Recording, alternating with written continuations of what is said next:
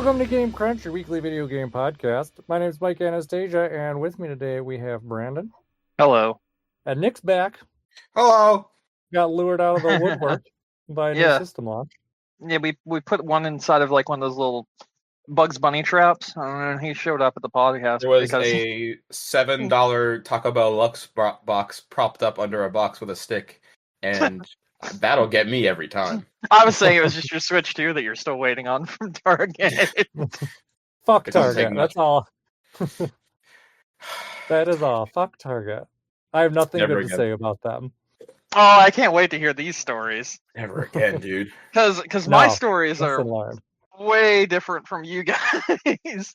Did you get the Coke and the Pringles too? Yeah, did you get your delivery from Walmart and they gave you a rub and tug at the door and they were like, you can't play games with cum in your balls, you might as well take care of that real quick. Brother, they would have if my driver didn't steal my Pringles and my Coca-Cola, which I'm positive that they did.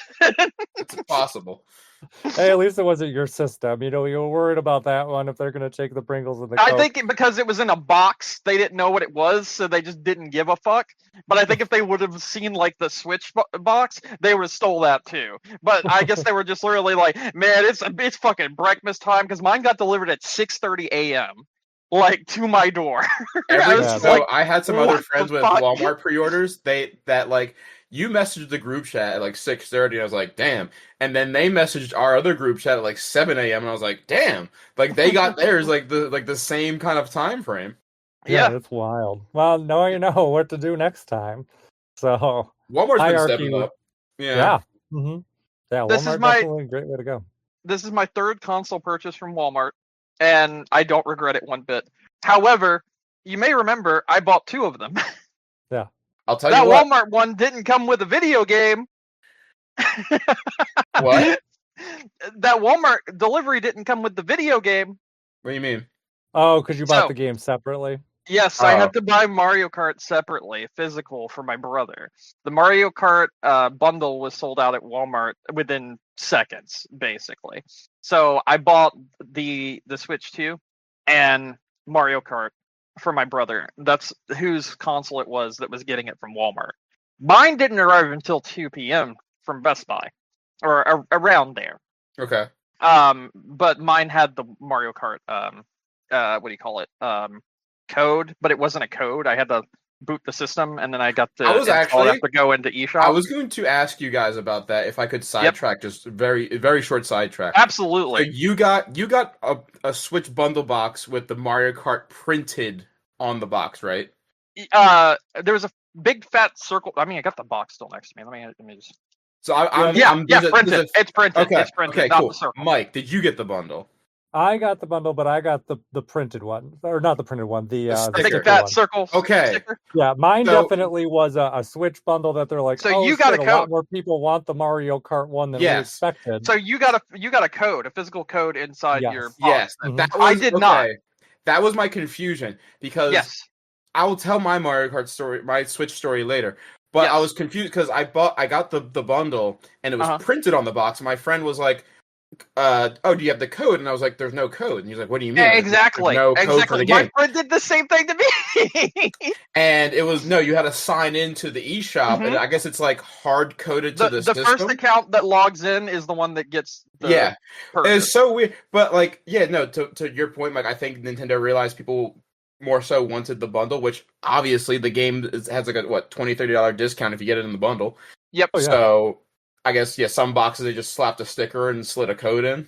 Mm-hmm. Yeah, exactly. So, and Nintendo's done system launches both ways in my experience. Working at GameStop, so it's not like it's surprising one way or another. But I think it's more they just didn't seem to expect how much demand there was going to be, and probably some of it had to do with just just making sure that enough systems were available for launch, which it seems like they did a very good job with that, considering it's one of the biggest console launches of all time. So, and I think that they're saying at least 3 million units were moved. 3.5 was what I saw this morning. I don't know if that's correct, but we're at 3.5 that sounds about right million. From everything I've seen. So yeah, that's great. So, and that's a crazy amount.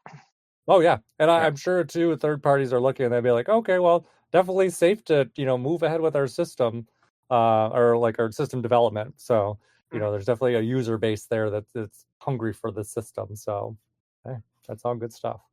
No complaints there. Yeah. I guess, well, since we all got our Switches, where do we want to start first? Do we want to start on hardware, like talk about that stuff? I think we should Yeah. start on the fucking delivery experience. You guys. Yeah. I want to say, do you want to go first, Mike, or do you want me to go first? Wait, You hold can on. go Let first. me I mean, go our first. stories, I I think think, it'll are be very even funnier similar. if I go first. Okay, yeah. We need a baseline, so you go first. All right. Mhm. So at 6:30 a.m., I heard a doorbell ring, and then immediately, like, footsteps running back to the car, and then someone driving off. I go to my door, and there is a Switch 2 console sitting inside of a box bag combo thing that's in front of me. I didn't get my Coke, and I didn't get my chips. I'm pretty sure Mr. Man just didn't have breakfast and was really hungry and stole them from me. But whatever, doesn't matter. I got the system. But that system was the one I ordered for my brother, and I had to order his Mario Kart game separately. The game didn't come with it because this was hand delivered to me by a fucking Uber driver, basically from Walmart.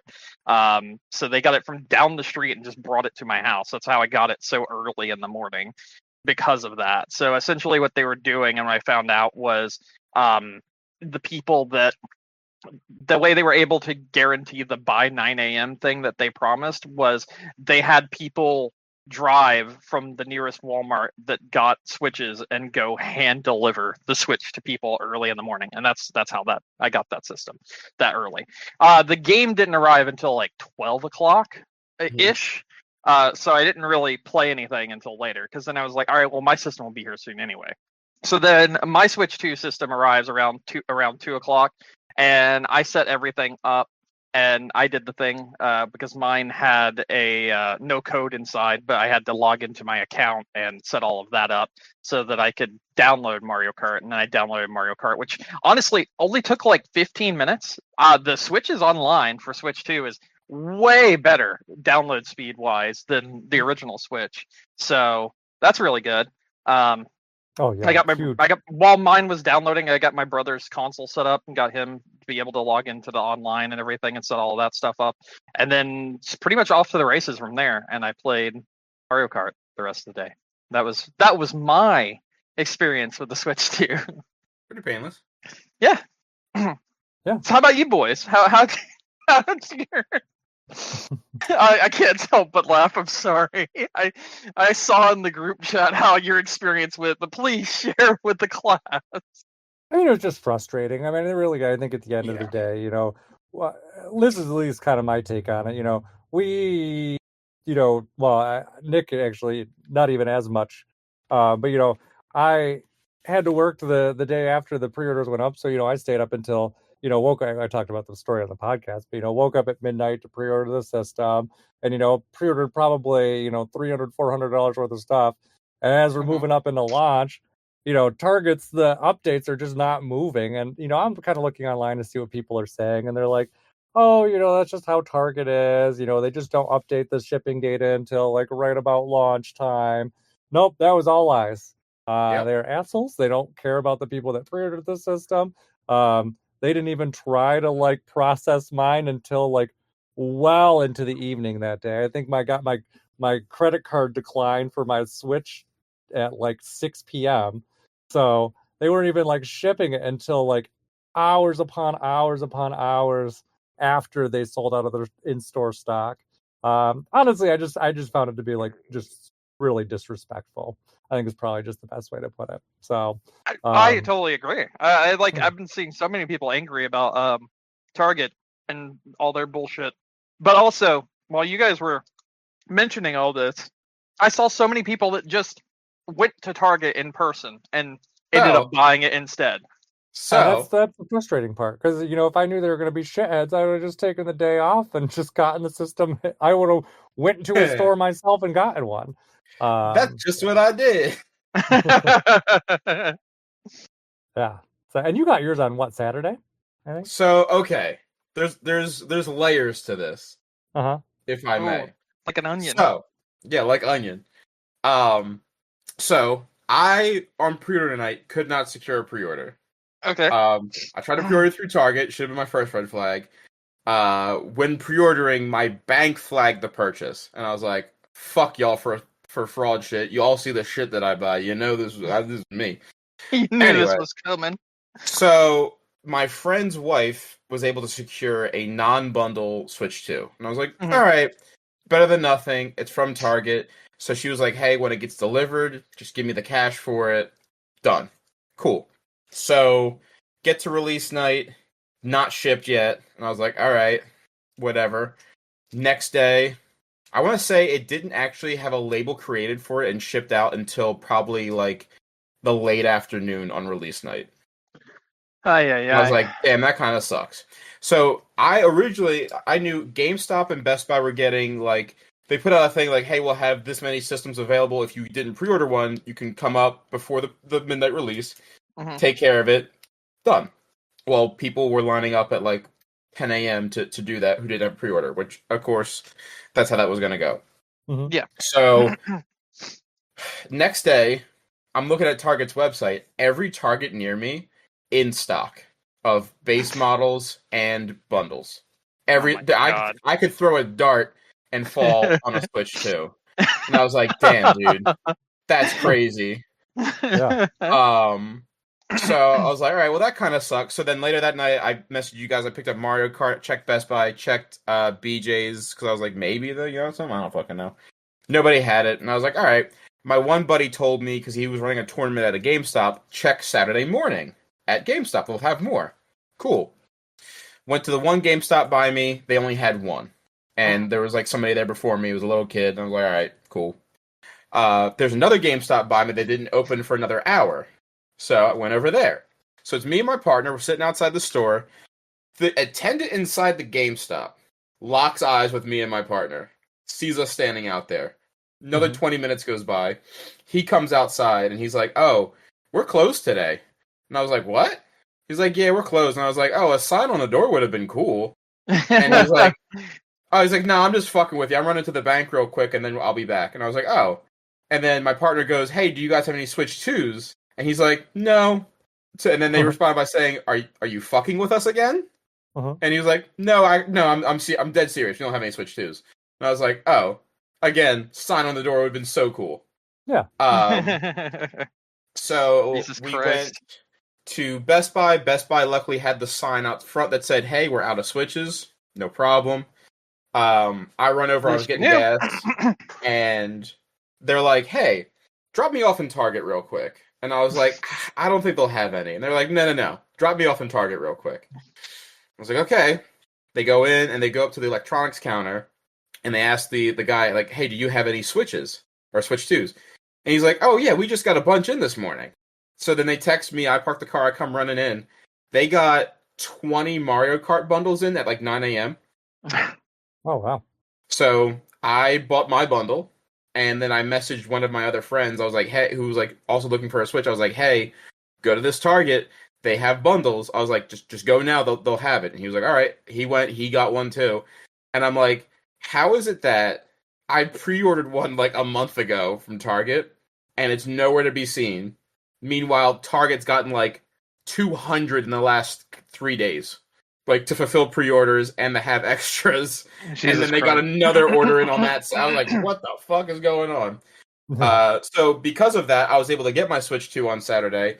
And if I didn't get my Switch 2 on Saturday, I couldn't talk about it with y'all today because the other Switch that was pre-ordered was delivered today, June 10th at noon. And Jesus Christ. my friends live like 40 minutes away from me, so I wasn't getting it today. And I was like, damn, dude, what the fuck? So yeah, fuck Target. I'm never pre-ordering a system from Target again. No, never. Especially like, you know, when Walmart let out the red carpet and gave you snacks and drinks and like wined and dined you a little bit. Yeah. The other ones at least got their systems out for like release day. Yeah, I mean, Like- my friend who got his from Best Buy got his, I want to say, like midday release day. No issues there, but yeah, no, Target was like, they dropped it. They dropped it totally. And completely. Yeah, and even I don't remember if I said it before podcast or now, but even then, just like the rest of the stuff I ordered from Target, like the accessories and things like that, they showed up, you know, much later. Like my Pro controller and camera showed up today. My Amiibo showed up, I think, yesterday. Meanwhile, the one amiibo I couldn't get during launch because it just was not pre-orderable until launch day. I pre-ordered from Best Buy and got it like the next day. Like, Dude, it's like, Jesus Christ. Best Buy day of had so many amiibos. Mm-hmm. Oh yeah, So like, the because when I amiibos. went to go, Mm-hmm. no, I was gonna say when I went to go pick up my Mario Kart World, every Street Fighter amiibo was there. The Zelda amiibos were there. They had they had to have at least 30 of the cameras. I was like, damn, they got like, I will say credit to Nintendo. I've never seen a console launch day where like they've been this stacked with Yes. things. Mm-hmm. Yeah, pretty much anything you want, you can get. Yeah. Yeah, no, that is. I was gonna say though, I think, I think the amiibos have finally gotten to their price peak. So it'll be interesting to see what happens to them because just anecdotally, I know a lot of people have been complaining about price stuff with around the Switch, but I think the amiibo, because of the tariffs, actually passed that threshold where they're gonna continue selling well. So it'll be interesting to see what ends up happening to it because I've seen a lot of people being like, yeah, I want these, like, for example, Street Fighter amiibo, but they're like, I'm not paying $40 for them, which I can No. understand. My my compulsiveness, I had to do it, so I have them, but yeah, they are kind of very highly priced. Even the Zelda amiibo, I think they're $30 a piece, which is $10 higher than even they were like I the will last year or so. I will say at least now the quality is better. You Oh know, yeah. when the amiibos first came out, I don't even think they were worth the price that they were they were charging then, and I still No. bought them all. Yeah, the quality is definitely drastically improved. Yeah. Like Peace and Link, you don't get anything like that anymore. The stuff that's in there, you could, if you're familiar with the characters, be like, oh yeah, that's definitely, so and so. Not hard to figure out which ones you're looking at. But yeah, the launch quality was not quite there yet. They've definitely heads and tails above. Even like the Splatoon amiibos that have been coming out, like really great. Yeah. Yeah. So there's that. All right. System stuff? Yeah. Yeah. Yeah. So there's one thing I don't like about the system already, I'm gonna tell you. Go Okay. ahead. I hate the stand. Hate it. The dock? Yeah. Yeah, the dock's trash. Mm-hmm. Dock is Yeah. trash. And I don't know if it's just because like the OG like Switch one was like very nice. Comparatively, but Wait, why do we hate the dock? What's wrong with it? well, the USB placement's kind of obnoxious because you have the plugins for the TV on one side, but then you have like your Yes. standard USBs on the other side. Like the original Switch? No, It's recessed a bit. well, like the original Switch, the USB stuff was all on the USB and like the TV hookups were all on the same side. Oh, No, well, they that weren't. too. No, they Yes, they weren't. were. Absolutely not. There was two USBs in the front, and then under the panel there was another USB as well as the HDMI and the power. Yeah. Okay, so they had a USB in there as well. Okay. Yes, I only they did. ever used the two that were in front. I'm gonna be honest. So they killed the one USB port in the back now it's an Ethernet port. Which better. I think that's better. Yeah. Yeah. That's better, but now my cords are like wrapped around it like a hurricane. Because you got stuff coming from one side, stuff coming from the other, so that's that. But also the stand is like the old stand was bottom heavy, so it felt like it was like sturdy and not gonna like flip over. This one it's kind of like does not have that same sense of, hey, I'm gonna stay here if I get like a light breeze blown at me. The other thing I really don't like too is that the cord management for like the back, where like the HDMI cable comes in, choose that flimsy back plate, Not good. which is one thing. But then like the entry point for the cords is like at the bottom, so you kind of like go down and wire them up. So it's kind of obnoxious even to get that back plate back on again. Yeah, granted, that part is a little realistically, annoying. Although you did have the little realistically, cutout fine, on the original Switch thing. cut- That was so the same thing basically, but It was But better. you didn't but it have was to at least at reattach the the same back plate. angle. So you're not, because this one you have to go down and wire it up, so you're kind of doing like a curve upwards. I was gonna say the original Switch dock, the opening I feel was larger, but it was also positioned in a way that the cables could go like straight out the back of it, whereas Yes. this one's like not.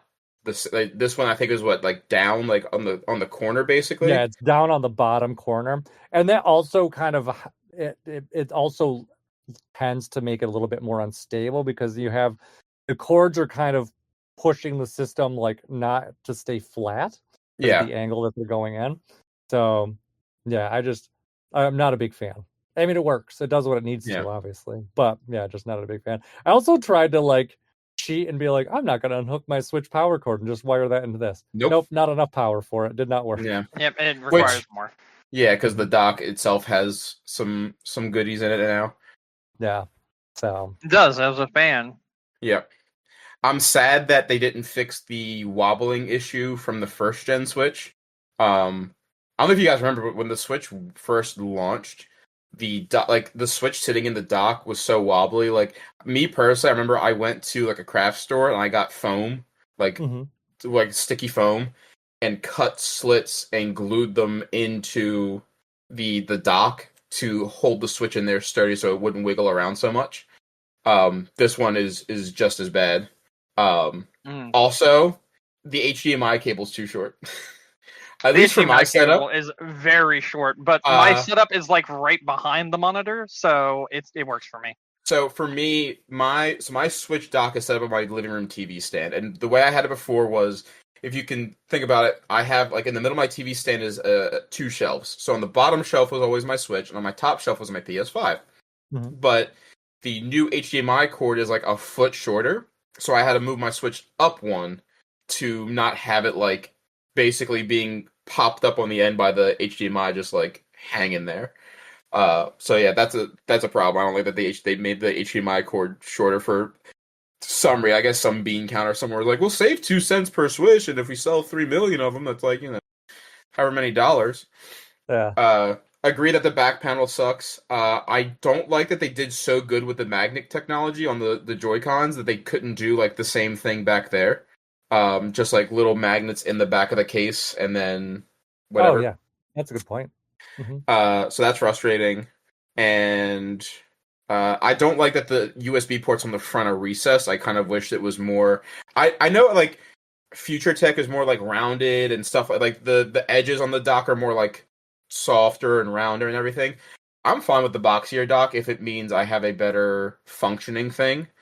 So I think I would have rather like I prefer the old design over the new one, but I don't even like the OLED Switch dock too. Like the way the panel just pops off, like it feels cheap. That dock.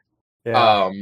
And the fact that like to get a separate dock for the Switch 2 is $120, and like that's the quality of it. I'm like, not too sure about that.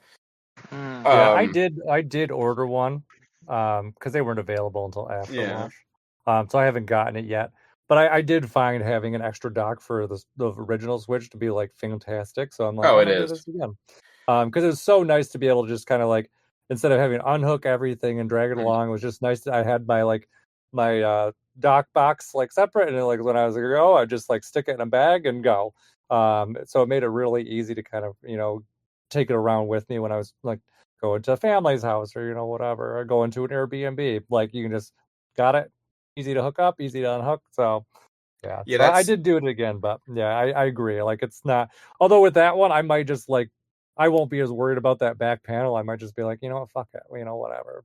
The back panel is sitting upside down underneath my headset right now. My secondary headset. Fuck that shit. I ain't putting that back on.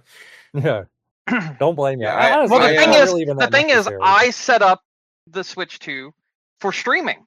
To test streaming on the Switch 2. And because of that, I needed the back panel off so I could unplug, replug, and adjust everything that I needed to adjust. Yeah. So I just left it off after testing it. So makes sense. That's all. My only other thing, and this is a very minor nitpick, like stupid minor, but I'll just say it just because, and it might just be because I'm not used to it, but one thing I did really like about the OG Switch, it was really easy when like the system was in the dock to get the Joy-Cons on and off.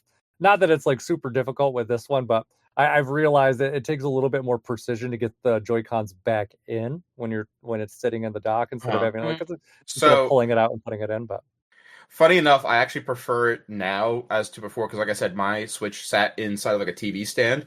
So to take the Joy-Cons out, I'd have to take the whole Switch out, slide off, and then put the console back in. Now that they're just magnets, I just pop them out on either side. Yeah, that's a good point. The other thing I really like, it's a small thing, but the Switch 2 makes a little chime now when you turn it on. and I like Yeah. that. It's true. It does.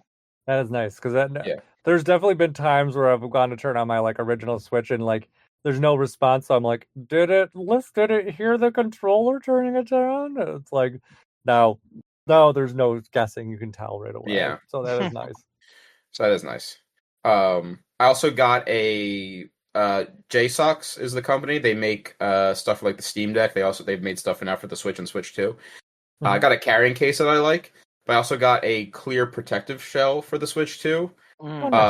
It is not currently on the system because I can't use the Joy-Cons in the grip with the clear protective shell on, so I had to take them immediately off after I put them on.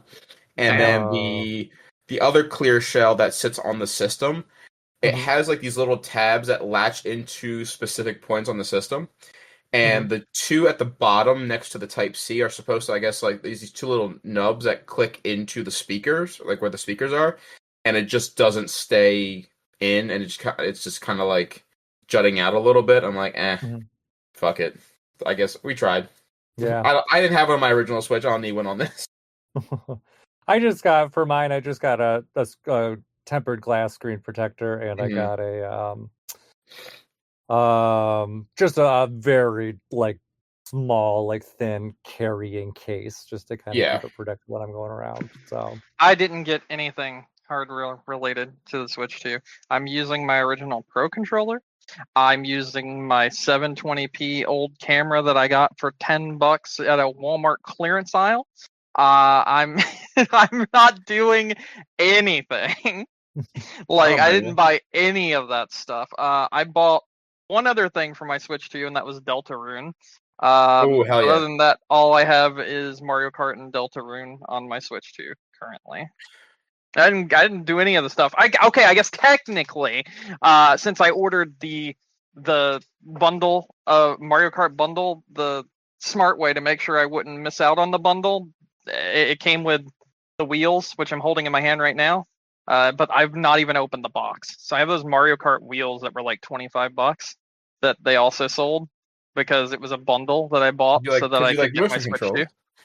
Well, no, my so I read online basically was when the pre-orders go up, this was a suggestion from someone that was telling people how to get Switch 2s and stuff online before the pre-orders went up. He said, buy the dumbest bundle you can find that's also in your price range.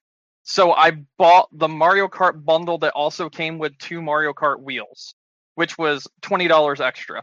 But I was able to get a pre-order immediately because no one was buying that bundle. So I was able to get one immediately with Best Buy because of that. So now I have the Mario Kart bundle Switch and also 2 racing wheels, which I don't need. They're still in the box right now. So I guess technically I do have another accessory, but I'm probably just going to throw it up on eBay and get like $15 for it or something. Fair.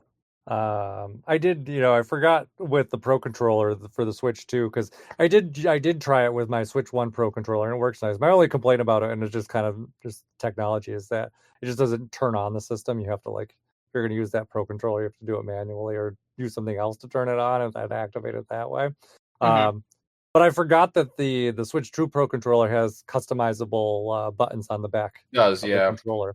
So that's pretty neat. I haven't gotten around to play that, but I did get the GameCube controller though, so that did come, and that is very nice. I thought it works very well. Feels like a GameCube controller.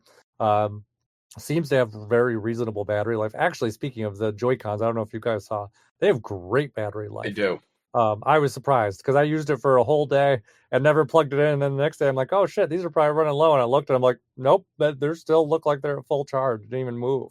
So that's good. But the GameCube controller, though, real nice. And the one thing I didn't realize with it was with playing F-Zero, I was like, oh, this is, I was playing F-Zero and I'm like, oh, this is great. It's like getting back into old friend. And then I was playing on the Switch itself. I was trying the GameCube stuff just with the Joy-Cons and everything.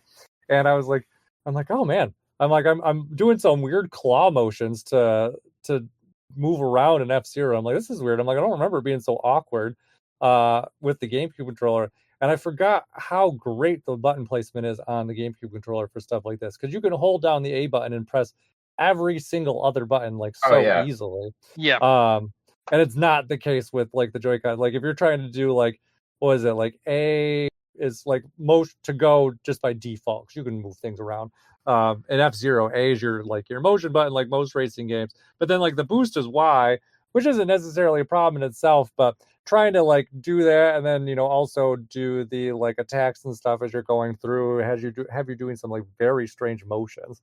Like X is your side swipe, and it's just not to kind of like move and like hit all the buttons you need to do like so fast as F-Zero is. Really works great with the GameCube controller. And plus you have the analog buttons, which really help with the drift and things like that. So it's I think it works really great. I'm very happy with it. So it feels like a GameCube controller. So I like that. Also, did you guys see the Easter egg for the GameCube Virtual Console thing?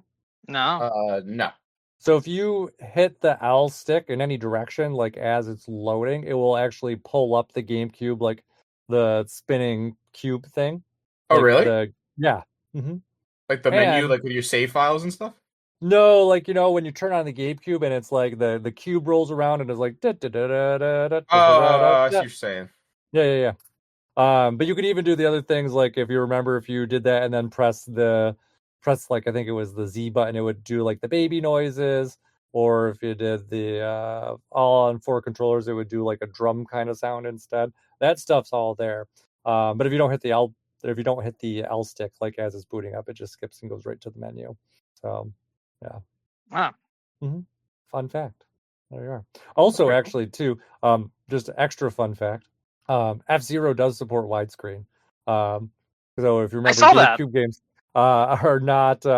It's different generation where widescreen was not the default. So apparently, there are games that do have it. You just have to go to the menu and change it. So and it looks fantastic in widescreen. So I think that visually it's held up surprisingly well. So okay, but I know we're still talking about system stuff. So yeah, I don't know if you guys had any more hardware things you wanted to talk about. Like I said, I did hook up a like $10 fucking webcam that I found, and it worked perfectly. And I found that pretty much every webcam or thing that I try has worked, from like third-party controllers like the PDP ones to using, like I said, an ONN webcam, which is the fucking Walmart brand. Yeah. It's all worked like first try immediately. So I'm very happy with how well that shit's worked out, basically. Yeah, I've heard the system works very well with a lot of accessories. Yes, I can't wait till I move on to software, because I actually have stuff to talk about with that. Yeah. Okay. I think the only other hardware thing to talk about, and it's pseudo software too, would be kind of like the virtual game card thing, because I don't know if you guys fucked around with that too much. No. So basically when you set up your Switch, because I have a lot of digital games, as you guys remember. Yes, I have digital. Pretty much all my Switch games, Switch One games are digital. I have like 100 of them. So when I turned on the Switch 2, it's like, hey, do you want to transfer over your stuff? And I'm like, sure, that's great. And I wasn't planning on having it download everything, but like once I turned it on, it like moved all the licenses over and started going to town. So I was like, whatever, I'll let it. It downloaded, I don't know, basically a terabyte of data very quickly, I would say, but it's still like, hours upon hours. So, as games were downloading really fast if I needed to. But one thing I kind of realized in retrospect, because I think Brandon and I we were talking about like how I'm going to manage my like Switch games kind of, going forward. And what I decided, I think in retrospect now, is that because it's nice, because you can go into the virtual game card thing and I can be like, okay, I'm going to move this license over to my other Switch. You don't necessarily have to have it right next to you. It just kind of checks on the internet and just kind of sends it over. Mm-hmm. So basically what I've kind of done is like, all right, stuff that I'm very unlikely to play again anytime soon, I'll just move that license over to the OG Switch and just kind of download or delete it off of this system. I don't I'm not at a point where I'm like I have enough space for everything that I have, so it's not necessarily that I need to. But there's a couple things where I'm like, what are the odds of me picking up, say, like Starlink anytime in the near future? Very low. And it's a 20 gigabyte game, so I was like, bye. So there's that one. I'm always kind of like, if I want to go and re-download them again in the future, like obviously it's fast enough that it doesn't take a lot of time. So I'm not as worried about it as I was in the original Switch where it would take forever. But I like the system. It's very convenient. Like I was bouncing back and forth between, say, like Clubhouse games while the Switch 2 was doing some stuff when I was setting it up. So I was like, all right, let me move this license back over here. All right. And then I picked up my Switch 2 and I went to go load it and just moved it right back over. And it was just really seamless and easy. I'm like, it's kind of a great way to kind of manage between two systems. With myself, I could just leave it because you do have two options. You could either do the virtual game card kind of thing where it lets you play games between both systems at the same time, or you can do the license way where it's just one system can be online at a time, kind of the old system as it was. Really, there's advantages and disadvantages to both. But with me just being the primary player in my house, the game card system works great because odds are I'm not going to be playing on both Switches at the same time. But in the off chance that DJ or someone else wants to, or even something like, because the way I have it right now is I have my old Switch. I just moved it up to the bedroom. So if there's a day where I wake up and I'm like, I don't feel like getting out of bed yet, but I want to play my Switch, I can just kind of pick it up and move some licenses over or whatever. It's kind of just easy to go and do. So I don't know how to re-download things without just using virtual game cards on Switch 2. I thought that was the only way you could on Switch 2, because I tried, and it was like when I went into my my eShop and went to download it, and then sent me back to my virtual game cards. And I had to download it that way. So I was like, oh, I guess this is just the way it is now. There a way? There's a system setting. Let me see if I can find it fast. Okay, because I was just confused. I was like, you're sitting here telling me about all this stuff. Download it from the store? I couldn't when I tried it. It was just like, no. What was this? I was gonna say. Oh, the mouse controls. Those are pretty nice too. I don't know if you guys have played around with them at all. Haven't. No. I haven't got to yet, but I do know that they have mouse acceleration. So I'm like, damn it. I actually have been wanting to install something, probably Fortnite, to test it, because I know they just added mouse mode to Fortnite on Switch too. So.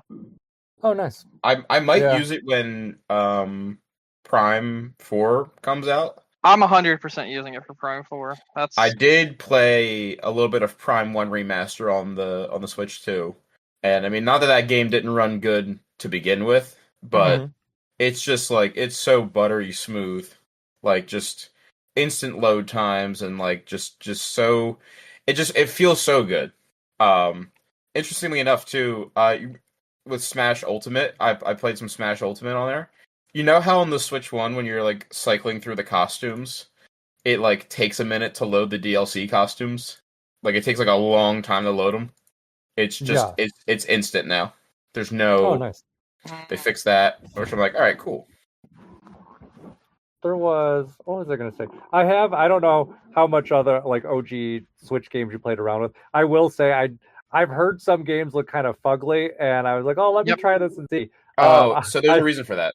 Well, yeah, I mean, some of it's the resolution changes because like Xenoblade 2, for example, on handheld it runs at 520, so it doesn't look great on the screen. What you want to do is you got to go into your settings and you got to change the HDR. By default, it forces everything to be HDR, even games that aren't compatible. I think he was talking more about the resolution, which is a problem. Yeah, but what I'm saying is, with changing that setting to supporting only games that support HDR fixes that with older games. It makes the older games look fuzzy like that and kind of look like shit. I will test it out while we are talking, and I can tell you. I'll give you an update. Because the first two things I did was change that, and then also change it to only to charge the battery to 90%. Yeah, I just changed that today too. Yeah. Especially because they're gonna make it impossible to repair this fucking thing. Oh yeah. I do probably in the next set the battery thing you were just talking about. Where is that at? Under the main system settings, trying to think. I don't have my Switch 2 in. Hold on. Actually, I should have it in my hands for this. What am I doing? Got it. I found it. Haha. You found what? I found it. Charge battery to 90%. Oh. Mm-hmm. Yeah, so, okay, I finally found the setting I'm looking for you, Brandon. So Okay. if you go to your user profile at the top Okay. left of the screen. Yep. So I don't know what you call it, Brandon's page or Kagato's page. User whatever. settings. I'm there. Okay. Yeah, so you go down to user settings, and if you go down, there's one that says online license settings. There we go. Mm-hmm. And then you just turn that on. World premiere, first time using this thing in not docked mode. What did you say? I said world premiere. It's the first time I'm not using this thing in docked mode. I think I've tried it once. I've now set that. Thank you for that. That's awesome. You're welcome. Yeah, there's quite a few things that the system didn't really tell you, and that's one of them. So the other you could thing, only use virtual cards because the other thing that it doesn't tell you is Yeah. you know when you're first setting the thing up and you're going through and you're setting the HDR, then it pops up that picture of Mario Brothers Wonder. Yeah, hit the Y button so that the fucking shit isn't blown out. Yeah, I know. I found that out also the hard way. Like, come on, what happened? man. So when you're setting up HDR, you also have to set up the general brightness of the system, and you have to do that by hitting the Y button, which it doesn't tell you when you're looking at the picture that it shows of Mario Brothers Wonder when you set the HDR settings. Okay. So if your stuff looks a little bit blown out, like maybe it's a little too bright, that's probably the reason why. All right, and so I can say now, looking at Xenoblade 2, it looks better with the HDR setting off, but it's still fugly. Well, yeah, it's going to be that's because Xenoblade. Yeah. Yeah. Well, I mean, it was nice looking when it was like low resolution screen, but now with this nicer screen, no, it doesn't. Does not. It definitely could use a performance patch. I mean, it runs buttery smooth, so at least it's got that. People complaining about the weight of this system need to hit the gym. This shit feels good. I saw so many people complaining about how heavy it is, and I'm like, bro, go lift a weight. I'm just sitting here like, that much brother, from the OG. have you ever used a Steam Deck? That shit's heavy. No, the Switch. The only time I'm it ever holding. tires me out is when I try to do like one-handed things. Like it's too much if you're gonna do one hand, but if you're doing two hands, like Brandon, I'm holding both in my hand. Like I have my Switch 2 right now in my right hand, my Steam Deck on my left. The Switch 2 is heavier. Really? It didn't feel like it to me. Definitively heavier. Okay. Wow. I can go get a scale. Want me to measure on the scale real quick? Yeah, actually I do. That'd be funny. All right, hold on. Okay, hold on. This is for science. Hold on. We're doing all this for fucking science right now. Let's see here. Place your bets. What are we thinking? I still think the Steam Deck is heavier. All right, let me turn this on. I trust Nick. I think it's going to be the Switch 2. Okay. Switch 2 is 536 grams. Okay. Okay. Can I fit the Steam Deck? I'll have to put screen down. Oh, Thanks. Okay. I was wrong. So the Steam Deck is 670 grams, but the Steam Deck does not feel as heavy. It's probably because of the weight distribution, but if you're holding the Steam Deck with one hand, then you can really tell because the weight distribution isn't the same as it would normally be. That's my assumption. Okay. I've held the Steam Deck a lot of times with one hand when going to put it in its dock or like picking it up by like the side of the thing to be careful and not like scratch the screen or anything. And anytime I've done that, it's felt way heavier than the Switch 2 does. All right. I would say way. Good to see I was right. No, good. I mean, it is heavier though. I know, but like I don't know. I also there's some people that have been like crying about it's on an OLED screen. I don't care. Yeah, the HDR does a good enough job that it doesn't need to be an OLED. New Switch thing for science that I can present to you for the Switch 2. Or I guess specifically for Mario Kart. You guys want to get into software shit yet? So I can tell you something about Mario Kart? I'm ready to get into some software stuff. Okay. Yeah. How much do you care about Mario Kart spoilers? That's the question. I've played a majority of it. Okay. Yeah, I think I played through most of the stuff too. Also, there's no story, so I mean like So in World Mirror mode, all the P switches and P blocks and everything come back now in a mirror format. So there's double all of them, and you have to do them again. Oh, okay. So I just discovered that because I just did a P switch thing that I had done before, but I did it mirrored because once you unlock mirror mode, which is what I did yesterday, you can mirror the entire open world. Yes, which I did hear. Yes. That's pretty neat. So yeah, I like Mario Kart World. What do you guys think of Mario Kart World? Well, let me just say, this is my. So let me tell you, I was in a pretty cranky mood on Saturday when I was hooking this up. So by the time Mario Kart This World fucking finally, console up. yeah, by the time it finally turned on, like the music started up, and I was like, "What the fuck is this honky tonk shit?" And let me tell you though, I fully do not endorse that statement anymore. I song's so love good. the fucking music in this game so No, much. the music I, is so good. I think that the theme for this song that Hold I was on. just like ragging on is like a total banger. Like need- 10 out of Absolutely. 10. I'm gonna share with you guys. I know you've heard it, but I'm still gonna share it with you. The remix of Koopa Troopa Beach, so good. Yeah, I've not heard a bad song in this game. Like There's at none. all. The music no. is one of the best parts of this entire game. That Yeah. should give you an idea of my thoughts on this game. I think the worst thing I have to say about it, and it's not even a bad thing, is like I'm like, oh, they didn't even update the Moo Moo Meadows music. I'm like, it's the same one from the Switch, but I'm like, that was a fucking amazing track anyway. So I'm like, and it really seems like kind of where they started, and we're like, let's kind of build off of this. And yeah, no, it's incredible. I've heard so many, and I don't think there's so many I feel like I still have not heard. Like I don't feel like I've heard like a lot of repeats yet. I would love to see them add an update for the free roam where like a now playing thing will pop up and say what song it is and like what remix it is. Either that or like a and GTA then give you the kind of ability radio mode. Yeah, but I was just saying give you the ability to either skip, go back, whatever. Yes. Just because like you said, the music's one of the best parts of this game. I feel like you really don't know what music's gonna play at any time. So yeah, and even too, like there's times where I'm like, I know this song, what's it from? Like, so just even to kind of like help pull it together. Because there are some where I'm like, oh yeah, this is definitely a Mario Kart song, or this is a Bowser song, or like is that the Koopa Beach thing, or like sometimes Yoshi music. But then there's somewhere I'm like, I know this is a Mario song, I don't know where it's from. So yeah, no, I agree, 110%. And I hope it's on Nintendo Music sometime in the near future too. Oh, me too. Same. All right, so now that we've gotten that part out of the way, what do we all think about Mario Kart World? I have 42 hours in it.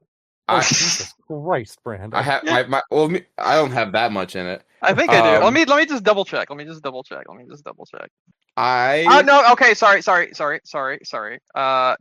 hours. I thought it was more. Mine's not even showing my hours yet. I thought it was more. I've not had the system long enough to see hours yet. So my current and initial thoughts, this is not an $80 game. The content is not an $80 game worth of content. I agree. I will take it a step further. I think this is the third worst Mario Kart ever made. That's wild. Oh, really? That's wild because Super Circuit and Wii and the Wii was a banger. Actually, I wouldn't say that one. Mario Kart 7 and Mario Kart on Super Nintendo. Those are my least favorite. And then this might either be third or fourth. So here's my thing. I still think Mario Kart 8's the best. Yeah. Yes. And I was having this conversation with my friends. I think the problem is, and Smash is going to have the same issue, whereas Mario Kart 8 Deluxe is the definitive Mario Kart experience, right? Yes. It's got the largest selection of tracks. It's got the largest selection of characters. I'll break that down a little bit. Yes. And to me, feels the most solid out of all of them. I think Mario Kart 8 feels better to play than World does. Yeah. It did 100%.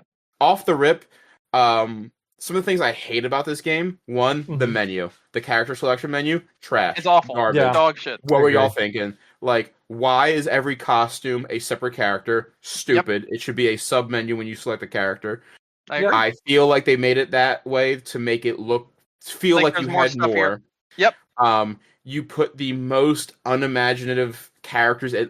You playing the classic Mario character, Snowman and Crab. And listen. I like the idea of playing as really stupid henchman characters. I love that idea. I hate the way you unlock them. We had it in Mario Kart 8. Brandon. We had henchmen in Mario Kart 8. We had the Koopa Wings. You're right. Well, no. Bro, I didn't race as a fucking like what I'm doing right now, which is the guy from the fucking guy from Mario Sunshine, the little fucking palm tree. No, the palm tree on his head. Those guys. Oh, the Pianta. Yeah, Piantas. I didn't race as them in Mario Kart 8, and I liked the fact that there's really stupid characters you can race as. I hate the way you unlock them. It is the worst fucking unlock system that has been in a video game in a very, very long time. I will say though, with this Mario Kart, it just kind of since it's on the same note. I think that while I agree, at least in terms of gameplay, not the strongest Mario Kart, I think that the aesthetics, like how it looks, a definite huge notch up above where Mario Kart 8 was. For sure. I have a hot take for that. I have a hot take for that. I have a very hot take for that. My hot take is the fact that it's open world and everything needs to flow so well into one another causes a lot of the creativity of Mario Kart to be kind of watered down in this game. And I think a lot of the stages, due to the open world aspect of this game, don't really stand out that much at all and feel very samey after a while, because they're all the design of the course is very much the same as the design of other courses in this game, due to the open world aspect having everything feel more grounded in reality than your normal Mario Kart racing games. And I really don't like that aspect of it. I think that there's I would say I agree with you, maybe in terms of the retro courses that they did. But specifically the retro courses. They look I think the new courses though, what Boo Cinema, fucking phenomenal. Okay. I think the ones that are made specifically for this with the open world in mind absolutely slap. So yes, Boo Cinema, absolutely agreed. But I think when you Donkey Kong one, I thought was really cool. When you take these courses that have already been in past Mario Karts and try to shoehorn them into an open world and have them flow into one another, I think the trade-offs of the aesthetics of how the game used to look, I think a lot of the color and vibrancy and all of the very things that gave Mario Kart courses their charm, I think a lot of it was sapped out of this iteration of Mario Kart due to the fact that it has to flow into the open world, or otherwise it just feels disjointed. And because of that, I do think a lot of these courses feel very, very samey. I think there's a twofold reason for that too, Brandon. Besides them having to have to flow into each other, all of these courses need to compensate, or need to be able to accommodate 24 racers. Yeah, no, I understand that. So well. I think that also creates that same kind of feeling where everything feels the same because it's just wide fucking road in themed area. Yeah. My problem with it, they don't go far enough with the theme of the area in most places. My issue with it is I like the open world aspect for Knockout Tour. I think Knockout Tour is the best part of this entire game. It's so good. I even have a complaint about that, sadly. I love Knockout Tour. My issue is that with the design aspect of this game, is you've gotten rid of, and I might be alone on this, you've gotten rid of the traditional Mario Kart experience, whereas you go into a cup, you race the track front to back, and then you move on to the next race. Now what it is you start whatever the cup's at, you race that full track. Track 2 is the second half of that first track, and then bleeding into the first half of the next track. And you never are able to, in a cup race the entirety of that same track contained. So now I feel like it's giving the illusion that there's more tracks when there's actually not. There's only about 32 tracks, I think, in the game, 33 tracks, but with the amount of combinations you can make, it's 200. But there's only a 32 or so unique actual tracks. Yes. And I don't like that. I want to be able to be all right, this is this track. I know how this works. I think introducing it that way, there's too many variables of for me as somebody who likes to play it based off the level. I'm like, Mhm. well, am I getting Moo Moo Meadows or am I getting to whatever the next track is? You know what I mean? Like, I feel it's very, for me, not as an enjoyable experience. It's fun for Knockout Tour, not fun for Grand Prix. I would rather the agree. old school experience Although for Grand Prix. PSA, just for people who may not be aware of this, if you go into versus mode, you can do You traditional can. races. Yes. Yep. Mhm. You can do 3-lap races. But However, I do want to. You guys were mentioning how the whole 3-lap thing, not having it there, Nick, is like very like it's not very Mario Kart of it, more or No. less. Let me point out something else that's not very Mario Kart. You know what item isn't in this game? Hold on. The one that immediately stuck out to me was there was no like how there was Crazy 8 in Mario Kart 8 and whatever 7 in Mario Nope. Kart 7. This item's been in almost every single Mario Kart, and it's not a new item, and it is a classic item. Hold on, there's It's bombs. not in this game. There's bombs, bananas, red, green, blue shells, mushrooms, fire mushrooms, flowers, mega mushrooms, fire flower, ice flower. bananas. Yep. The speaker. Yep. Boo's in it. The stars in it. Mm-hmm. Hold on. Back. This is a very iconic item too, and you're forgetting about it. Hold on. Mm-hmm. And it also kind of stems from the whole thing you said about not having more than one lap on the map, and I think because of that, this item was removed. Lightning's in it. Mm-hmm. I mean, I think that's all the classic. Nope, you're wrong. From Super Nintendo. Nope, this goes way back. Hammer Bros thing. You ready? I'll tell you. Wait. So I know I'm gonna fucking be mad at myself. Are back. Oh, you will. You will. You will. The mini mushroom? Nope. No, that wasn't Poison in the mushroom. original. Nope. Let me know when you're ready. What? Do you have anything else, Mike? Do you have any other guesses? I'm trying to think. So red shell, green shells are all there. Bananas, gold shell, both mushrooms, blue shell. I don't know. What is it? There's no fake question mark box in this game at all. Oh yeah, there's not. Oh, that wasn't in the original one. Lying piece of shit. I don't.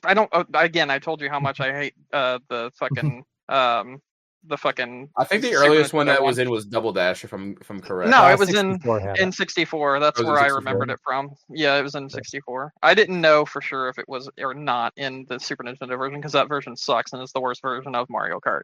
So I wasn't really sure. Over Super Circuit? Oh no, Super Circuit's definitely the worst. That's the Game Boy Advance one, right? Yeah, that's GBA. Never mind. Okay, it's the second worst. Super Circuit is. I love Mario Kart. Super Circuit's the worst. You couldn't get me to play Super Circuit. No, you're right. I've tried a couple times, and I still hate that game. No, you're right. My bad. At least Super Nintendo Mario Kart has the redemption of like the soundtrack's good, and like there's a certain kitschiness to it that I particularly love. Mm-hmm. I mean, I grew up on the Super Nintendo one, so I love it. And the battle mode in the Super Nintendo one, it was like fucking fantastic. You could tell how little I cared about the Super Nintendo one because I would also like me personally. But it's been in like all the other Mario Karts. So I was I would play the Super Nintendo one over 64. Oh, absolutely not. I think it's 64 is fucking phenomenal. Yeah, I don't know. Yeah, no, that does suck that's not there. Also, they changed I don't know. So in other Mario Karts, I felt like if you were driving, right?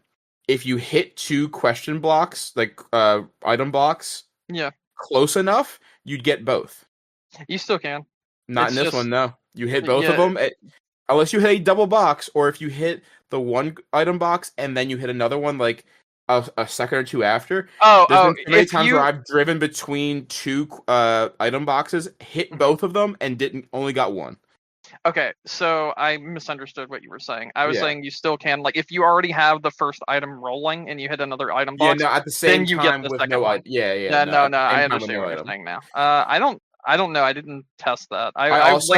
I've 100%ed like 150cc for knockout and for Grand Prix, and there's some really interesting stuff in this game. Like, I think the movement system in this game is fucking phenomenal and some of the best like shit ever. It is so good. I've seen some really good players playing this, and it is going to be awesome when there's more to do, and when this game becomes huge, hopefully, like Mario Kart 8. Please let this become huge, because this has like the best movement system in a Mario Kart ever. Probably has already sold about 3 million units. So I think the main issue with this game, and maybe what's kind of making us like really like examine this, is again, we're coming off of like such a definitive Mario Kart experience that we've all played for the past 7+ years now, almost 10 years at this point, because if you want to extend it to Mario Kart 8 just on the Wii U, there's been so much refinement for that one title that, you know, this is brand new. I mean, they started working on this, and it was supposed to be on the Switch one originally, and then they scrapped, you know, it moved on, whatever. I think that in time, this has the potential to be a 10. Absolutely. Like a 10 out of 10 game. My only concern is that it was already $80. What are they going to charge us for going forward? Because, you know, they're going to charge us for stuff. What's going to be free? I like what we have. There's obviously, I have like my complaints about it. I think overall it's not bad.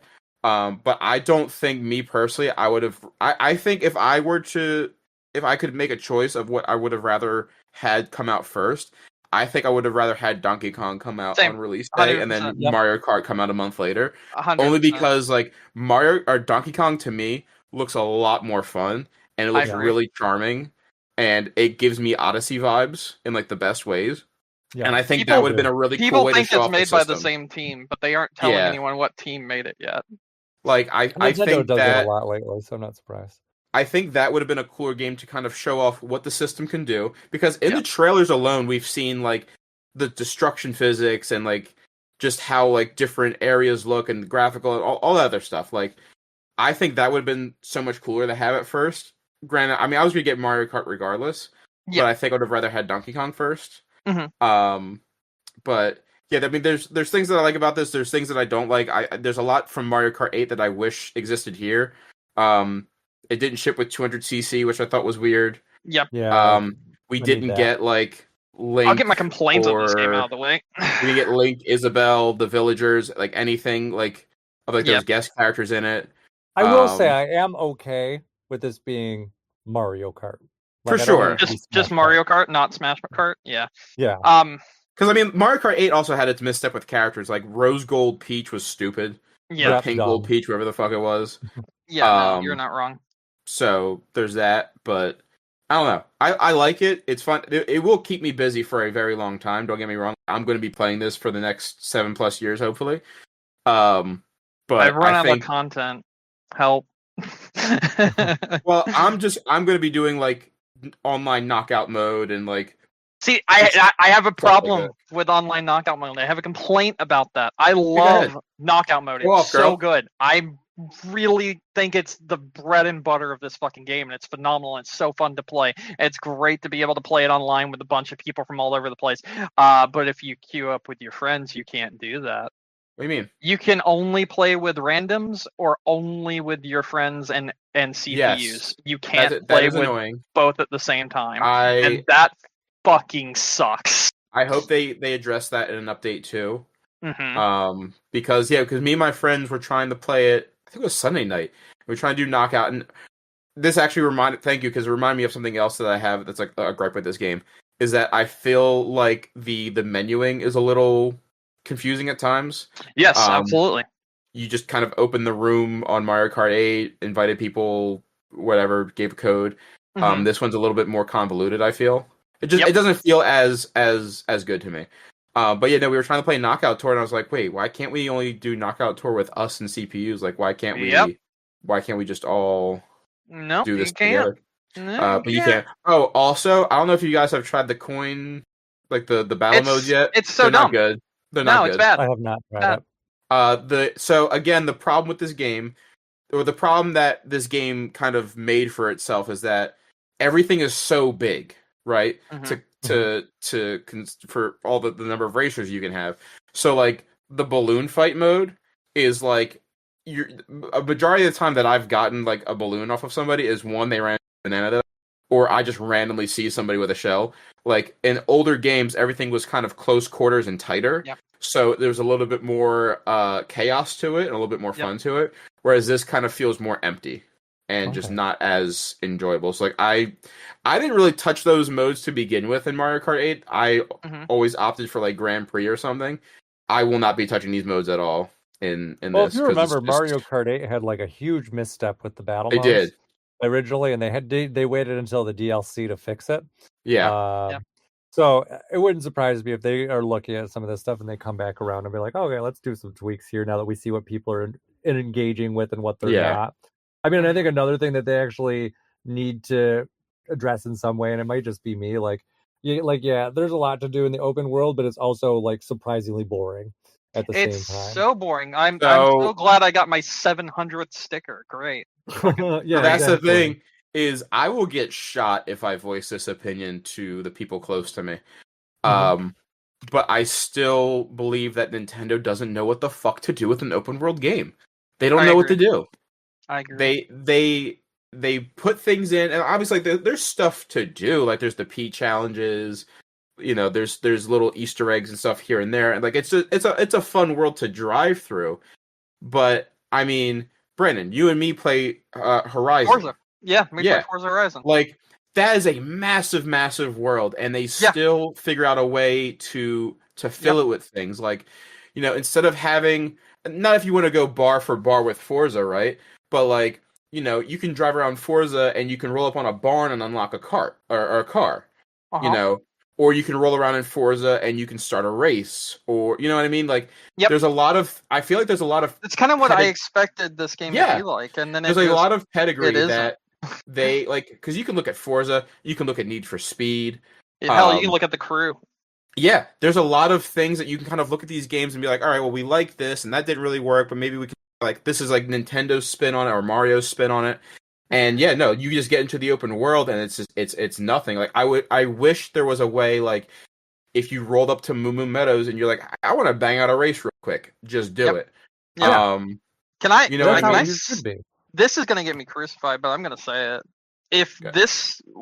this feels like an open world made by Ubisoft. Yeah, It's so barren of things to do, but there's so much to do, but there's no reason to do it, yeah. Yeah. and there's no like substance to what you can do. But again, I Yeah. feel And like then this has been Nintendo's thing because again, I felt like Zelda, open world, nothing to do. No, Even I like even disagree like with Zelda, but yeah. even like Animal Crossing to an extent, I feel like that's not an open world game per se, but I feel like there was for the amount of freedom that they give you to do things, there's not enough substance there to do with. Yes, Animal Unless you're Crossing like definitely. Mhm. unless you're like these people that make like these artesian like islands where they're like I'm theming it after this and it's like from top left to bottom right you're like filling it with shit. But other than that there's like, not really much conceivably to do. So yeah, I just think Nintendo they make these giant games for their aspect. Like Nintendo, normally doesn't make games like that, or at least for their pedigree haven't. And then they make these big ass games, and they're like, all right, we have this open world. Yeah, I don't know, man. Fuck it, they'll figure it out. Yeah, it definitely needed something to kind of direct you around. I mean, even comparatively, I know you mentioned, Zelda as kind of, a disappointing open world, but the one thing that game did really well was, if you're looking around, if you're looking around like anywhere in the field, you can find some sort of destination or something. It's like, oh, here's a shrine off in the distance, or, maybe there's a town, or, maybe you can see, something kind of going on, somewhere that kind of catches your attention. Yeah, You're like, oh, here's a random cave. I but understand. Like with Mario Kart, I'm just like, I don't know where I am. I don't know where I'm going. mhm. I'm just endlessly looking for things, but there's nothing to Oh, direct me anywhere. Like, I know there's P switches around, but where should I be looking for them? Like, I it's was gonna just say the map and the mini map are not good for what they wanted to do with this. The mini no, map is nothing. specifically is not good. It's No. like a 3D like almost like a bird's eye of where you're at, but I don't want to say too detailed, but it's almost like a too detailed like image of where you're at instead of like a grid system map with like icons and things of that nature. Even on like the main map that you bring up, like the big world map, There's no like. I mean, I guess maybe that's part of what they wanted. Like they wanted the P buttons to feel like they were hidden. They're not hidden, by the way. I found so No. many just kind of rolling around. Yeah. But yeah, that so like you know, you said it with Zelda, like there's points of interest and stuff you can go to. Much like Mario Kart, there's points of interest, but like once you do that one shrine, that's done. You do the P button challenge, that's done. There's not a lot kind of keeping you. I will say the balance In there? also with the difficulty on some of the P button challenges. Some of them's like Oh, yeah. piss easy, and then some of them you play them and you're like, how the fuck am I supposed to do this? I think, and I've had that same problem come up. I think the problem might be it might be my own expectations, right?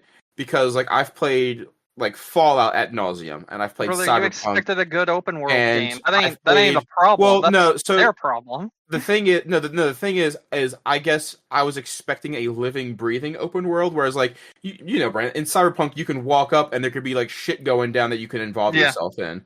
Yeah. Fallout, same thing. Grand Theft Auto, same thing. Nintendo doesn't do that with their open worlds, and I don't know if that's my expectations that are just off from what their objective was. Mm-hmm. I don't know. No, I just don't think they knew what they were doing with this one. I think That's fair. I don't think it's your expectations or 'Cause my again, expectations even that are the Pokemon. issue. I think it's Like, Pokemon does it too. their product that's the issue.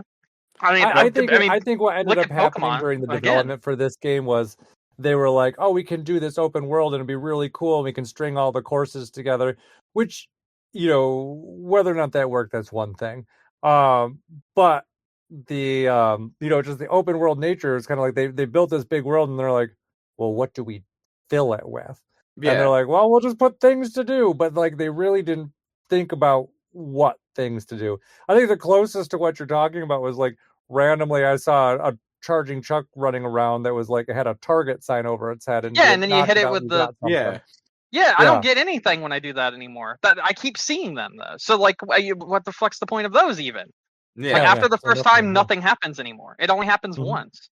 I So it's also like what, it's so yeah. half I mean, baked. The open there's world cool is the worst aspects. part. There's cool. I mean, obviously, like I like the day and night cycle. There's weather effects, stuff like that. Like that's neat. Yeah. But that's more of like an aesthetic. That's not like a like things to do per se. Yeah, I don't know. I mean, what's hard about it is critiquing it, but also not having a good idea as of what to do with it. And I can only look at other racing played. Like I said, like you can roll up and like there's races to do, or I mean, like there's ghost times that you can race with people. Even free roam in Forza is fun because you just kind of dick around with people. But the map too is kind of like devoid of things like that. So another big racing game that I spent just hours in was Burnout Paradise. And you know, there was things that you like. That was a game that made you like launch yourself off things at like breakneck speeds to do tricks and to, you know, smash things and whatever it might be. But there was like, even though you were just kind of playing like this dangerous game of bumper cars with people, it was fun. There was like a tag mode, like a takedown mode. That might be cool for Mario Kart World if you had like a tag mode where like, you know, obviously one driver's it and the rest of you are driving around the world. Whatever that might be. That would actually be really cool in this game, especially considering they want people to, you know, hang out in the open world with their friends, like give them something to do. I would even be happy just with some sort of collection screen to like help you navigate finding all the shit in there. But as it is right now, it's like, you know, I've gotten a handful of P-switches. I don't want to go around and try to figure out which ones I've done, which ones I haven't done, and where to look for them. And it's better like, it's is there it's even like I have no interest in going in to find those things. Is there even like a counter, like a P, a P icon with like a number / number? Yes. No. No. Just the counter of how many you have. How many you've I don't done. think there's a definitive answer as to how many they are. Just people assume that they found them all at this point. It'd be cool if they were like, because I know there's on the larger map rather. I'm sorry.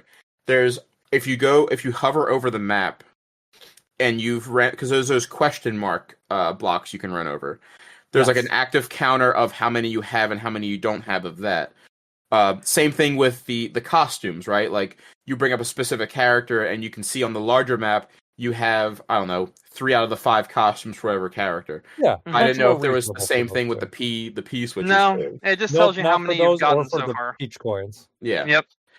Oh yeah, the peach coins too. I'm like, I don't fucking dude. I mean, no one tells you how to fucking get mirror mode either. I had to figure that shit out using the fucking community over the weekend. Yeah, I don't even think I was watching a video yesterday. It doesn't even sound like they're definitively sure. They're just like, we know if you do these things, you'll get it. Whether or not you need to do all of them, we don't wait, know Yeah. yet. you but- guys not know? Someone watched Nintendo Live. Oh, Yeah. so are you talking about mirror mode in the open world or mirror mode in the cups? Either one. Mirror mode in the open world, if you drive into the stained glass at Peach's Castle, you go in the mirror mode. Does not work unless you've done the prerequisites ahead of time. You have to get the cutscene that allows you to get into mirror mode first, and you get the cutscene by beating knockout mode in 150cc, but you don't have to come in first, and by beating Grand Prix in 150cc, and you do have to come in first and get gold in every single cup. Yeah. Yep. You don't have to get all 3 stars. You just have to get gold in no? every single cup. Yeah, just gold in every single cup.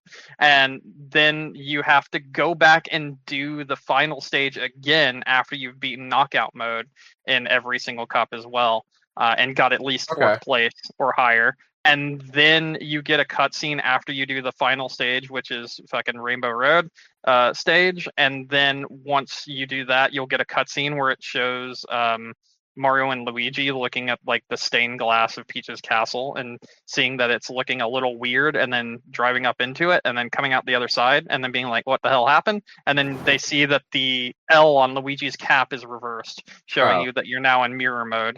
And then that allows you to actually unlock mirror mode in the open world as well as play it normally. So yeah. But no one knew how to get that for like 3 days.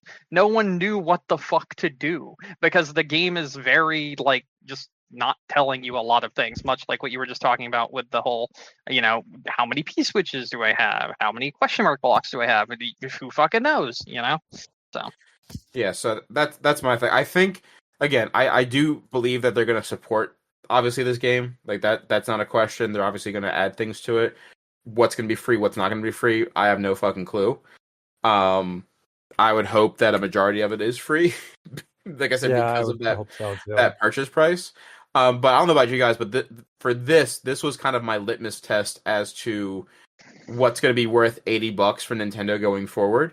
And if this is the product that they're putting out for $80, I'll wait.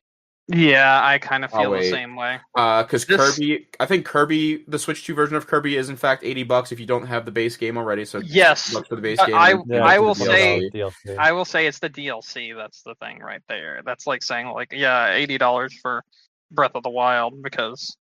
And what's goofy about it is I don't know if you guys saw, but the Switch 2 carts. So like, if you get a Switch 2 branded I tasted cart, one. I did too. That was the only thing I could compare for the first day was the taste of the old cart to the new cart, Brandon. So the Switch. That's the first thing I did when I got the game in the mail. I fucking tasted like, the ew, cartridge. I was like, I think this tastes worse than the last one, and I was like, this tastes worse. The Switch 2 branded carts of the Switch 2 editions of the older games. Yeah. So both Zelda's, Kirby, Mario, whatever. Those are just the Switch 1 games. You can pop those into a Switch 1 and they work. Yep. There's also some people that are doing Switch 2 1 cartridges combined, like the people at Marvelous who did Rune Factory, the new one. Yes. That cart just, you put it in a Switch 1, it plays the Switch 1 version. You put it in a Switch 2, it plays the Switch 2 version. So what annoys me about that, right, because obviously I'm going to be a bitch about it. All right, let's hear. All right, hold on. Game, no, come on, hold on, my Googling is not. All right. So, I can get a copy of Breath of the Wild pre-owned right now for $45 at GameStop. Mm-hmm. Or I can buy the Switch 2 edition for $70, which is the same thing. And if I have NSO, which most of my friends have NSO, I get that DLC for free. Yep. So I don't think that's an annoyance. I think that's Nintendo hosing the people that are pretty stupid and don't know about how to do this sort of thing. Like, I would literally just be like, well, damn, looks like I just get it for $45 now. That's what even if you don't have NSO, I know that the Breath of the Wild update's what, $10? Yes. Mm-hmm. That's $55 out the door. Yeah, Instead of still 80. cheaper. Instead of Yeah. I think it's 70. Yeah, it's 70 for Brother, Breath of the you preach Wild. to the Well, choir. even I've 80 been for looking at PS. Mario Party Jamboree for sale used and being like, I wonder how much this will cost me instead of the $80. Yeah. Because I And that's what haven't I'm played saying. Mario Party Jamboree yet, and I really want to play It's Jamboree. very good. And I've heard that, and I have a bunch of friends that want to play it but as well, and we're thinking of playing the Switch 2 version when it comes out. But I'm sitting here like, guys, let's just buy the Switch 1 version and then get the Switch 2 version cheaper when it comes But out. that's my problem is that these games. I mean, okay, Mario Party Jamboree, very new, but that was within the last year. Cool. Kirby at this point, I think, is what, 3 years old. Yeah, probably 2, 3. And then obviously Tears of the Kingdom, Breath of the Wild. Tears of the Kingdom is 3 years old. Breath of the Wild is 8 years old, 7 years old. Yeah. $70 for, a game that old is crazy. I think. Other people that I've talked to about is like, well, it's Nintendo, so it's quality, so it's worth the money. I don't. All those people. That's not. Get the dick out of your mouth. Come on. That's not. I was like, don't.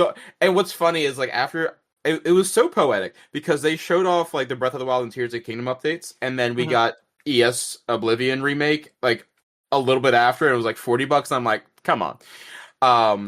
But regardless of that, I don't know. It's just a little annoyance to me. So, but I guess my advice to people were if you didn't already play Tears of the Kingdom or Breath of the Wild or any of these older Nintendo Switch games that are getting updates for the Switch 2, try to find them used. Go on Facebook Marketplace. Because I guarantee you, I guarantee you there's going to be a flood of people trading in the Switch 1 versions of their games for the Switch 2 branded versions, not realizing it's the same thing. But those are the same stupid people that have done other dumb things too, and I'm not one of them, and neither are you. So fuck them. Who cares? But no, what I'm saying to you and our lovely listener is, if you want to play a Switch 2 enhanced version of a Switch 1 game, don't buy the Switch 2 branded version. Oh yeah, no, I agree. Buy the Switch 1 version for cheap, and then just either have the free update because you have NSO, or even if you want to pay the $10 if you bought the game at $45, whatever. Yeah, it looks like you can get Breath of the Wild for Switch on eBay for like $35. Like exactly. Yeah. So that's what I'm saying. Like, it's goofy to me, and it's like normally like reprints go down in price, and we're going up. So it is what it is. Let them be stupid, and then we'll reap the benefits. I'll let other people be stupid. Yeah, exactly. I will definitely let other people be stupid. I'll buy Mario Party Jamboree for $40. Breath of the Wild for the Switch 2 because I'm like, no, you already own it. Like, you already own it. Download the thing. So it's like $10. Do not. I'm also I don't know where the fuck my copy of Pokemon Violet or Scarlet, whichever one I have. I don't know where it went. I've been trying to test it, and I gotta find it. I don't know if it like got up and walked out of my house or what. It's not with any of my other Switch games. I tested Tears of the Kingdom on Switch 2. I heard it's very good. With the Switch 2 update, it is incredible. It runs phenomenally. It's it's the game I kind of wanted it to originally be. So I will say, did you try the Zelda notes at all? No. I know we're kind of running short on time because we're already not care. Getting close. I will say, much cooler than I expected it to be, honestly. It's pretty versatile in terms of what it offers you. And I think with me having already played the game, it's kind of nice to be like, hey, I'm near this thing, or there's something around here, or I know that I'm going in the general vicinity of something. I can just be like, all right, show me where this is, or help me through here, kind of whatever. And like, it does it really seamlessly. It pulls up things. It has a lot of other options in there too, because you have like kind of the map navigation, which I think is really cool. It does some stuff with the amiibo, which I think is really cool. Some of the extra, if you're into Zelda lore stuff, like I think some of the stuff that's there is pretty neat as well. So I was gonna say, I do have a question about the notes. Yeah, sure. So I know it's a companion app. Do you have to explore the world, find the notes, or do you have to go like a specific location in the world to collect the note, or is it just on your phone on the companion app now? So you have to go to a specific place in the world to do it. Like one I saw yesterday, I was like walking through a cathedral, and if you have the app just kind of like passively next to you, you don't have to do anything. It triggers automatically. So it might not even be something you're actively looking for, but you might walk through and then Zelda will be like, oh yeah, this is the church where, we did these ceremonies and, I was here with my father, blah, blah, blah. That's kind of, again, like my point is like, I feel like that, maybe they didn't think about it originally, but I feel like that would be such a cool thing to have in the game from the jump. With little notes and because I know Brandon's a nerd like me with this is when we go through games, one of the things that we're looking for are like dead drops and like recordings and scribbles of whatever character, you know what I mean? So like, because that's the kind of thing that really fleshes the world out. Yeah. So like that would have been really cool if that was like, I like the idea of having the notes app and you go somewhere and then it pops up on your phone. But I also think just having it organically in the world where like you walk up and there's like a tattered piece of paper or something.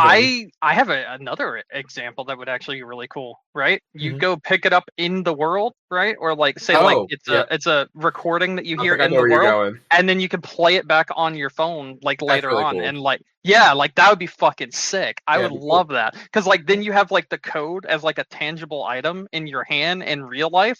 So like you're listening to it on the phone and it's something like 8172, and then you're like, oh, now I know what the code is, and I didn't have to go through a bunch of bullshit menus to do that. Instead, it was just a thing in my hand. Almost like a real world inventory because like I'm replaying New Vegas right now. There's been so many times where I'm like, oh fuck, there's a safe and I don't remember what the code was. I'm going through all my like data entries on my Pip-Boy. I'm like, it'd be cool if I just had like a companion app like that I could just like oh, there it is, cool. And like you have it, I have it in my left hand. Now I just Google. I'm like, oh, what was the code for this safe in whatever place? Same thing with Indiana Jones. That would have been fantastic for stuff like that. The one thing I will say that, kind of what you were saying with this too is one thing that is nice is once you unlock those like audio recordings, you can actually go back. You don't have to go back to them again. Like you can pull them up at any time on the app after that. Okay. So it is kind of like what I was telling you about. Yeah, exactly. Mm-hmm. Yeah, just there's no safe codes in there, but it's pretty neat in that regards. That's really cool. Yeah. I think the Kirby update comes out next month, and so does Mario Party. I thought it was August for Kirby. Oh, maybe Kirby's August. I know Mario Party's definitely next month. Mario Party's in July. I thought August was Kirby. I might be wrong. Let's find out. No, I think you're right, actually, now that you mention it. For some reason, I thought it was, but I do remember there being something in August. 8/28/2025. The very ass end of... Oh, come on, man. I know. Annoying. I was very looking forward to that, too. At least we get the Splatoon stuff in, 2 days, though. You know what I think they should allow you to do? Less than a month away, so... I think if you buy the Switch 2 version, say, digitally or whatever, I think they should just let you go ahead and download the Switch version, then and there. Yeah. Because... let's say I'm buying Kirby, right? And I want to play through Kirby so I can get to the DLC and everything. Well, let me play through Kirby while I'm waiting to get the DLC that comes out in August. Yeah.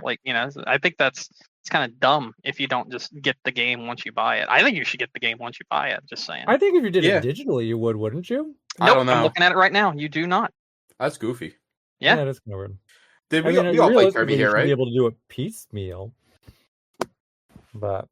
just force the Switch purchase as opposed to the Switch 2 purchase. What's funny? Yeah, what you'll probably have to do is buy. Oh wait, hold on. Here we go. I'm looking at the digital. It says Kirby and the Forgotten Land Switch 2 edition plus Starcross World includes the Switch copy of Kirby and the Forgotten Land original game, and then improved graphics and frame rate of new Starcross World.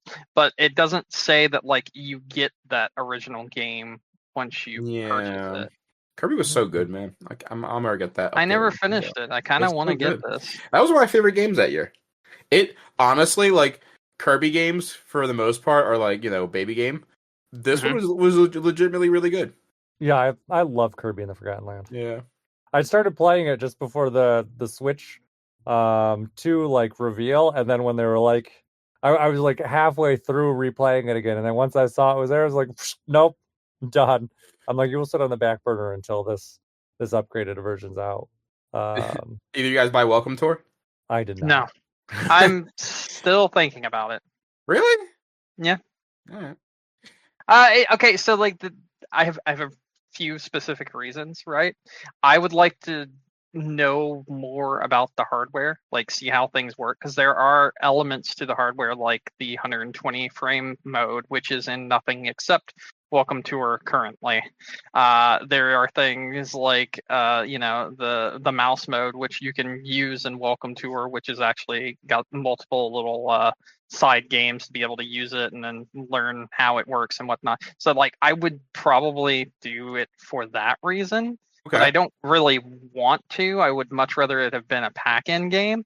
But I do like the idea of learning more about the console because, as we've already talked about, there's plenty of things that the system just doesn't explain to you at all. I'm sure there's YouTube videos that I can watch for free.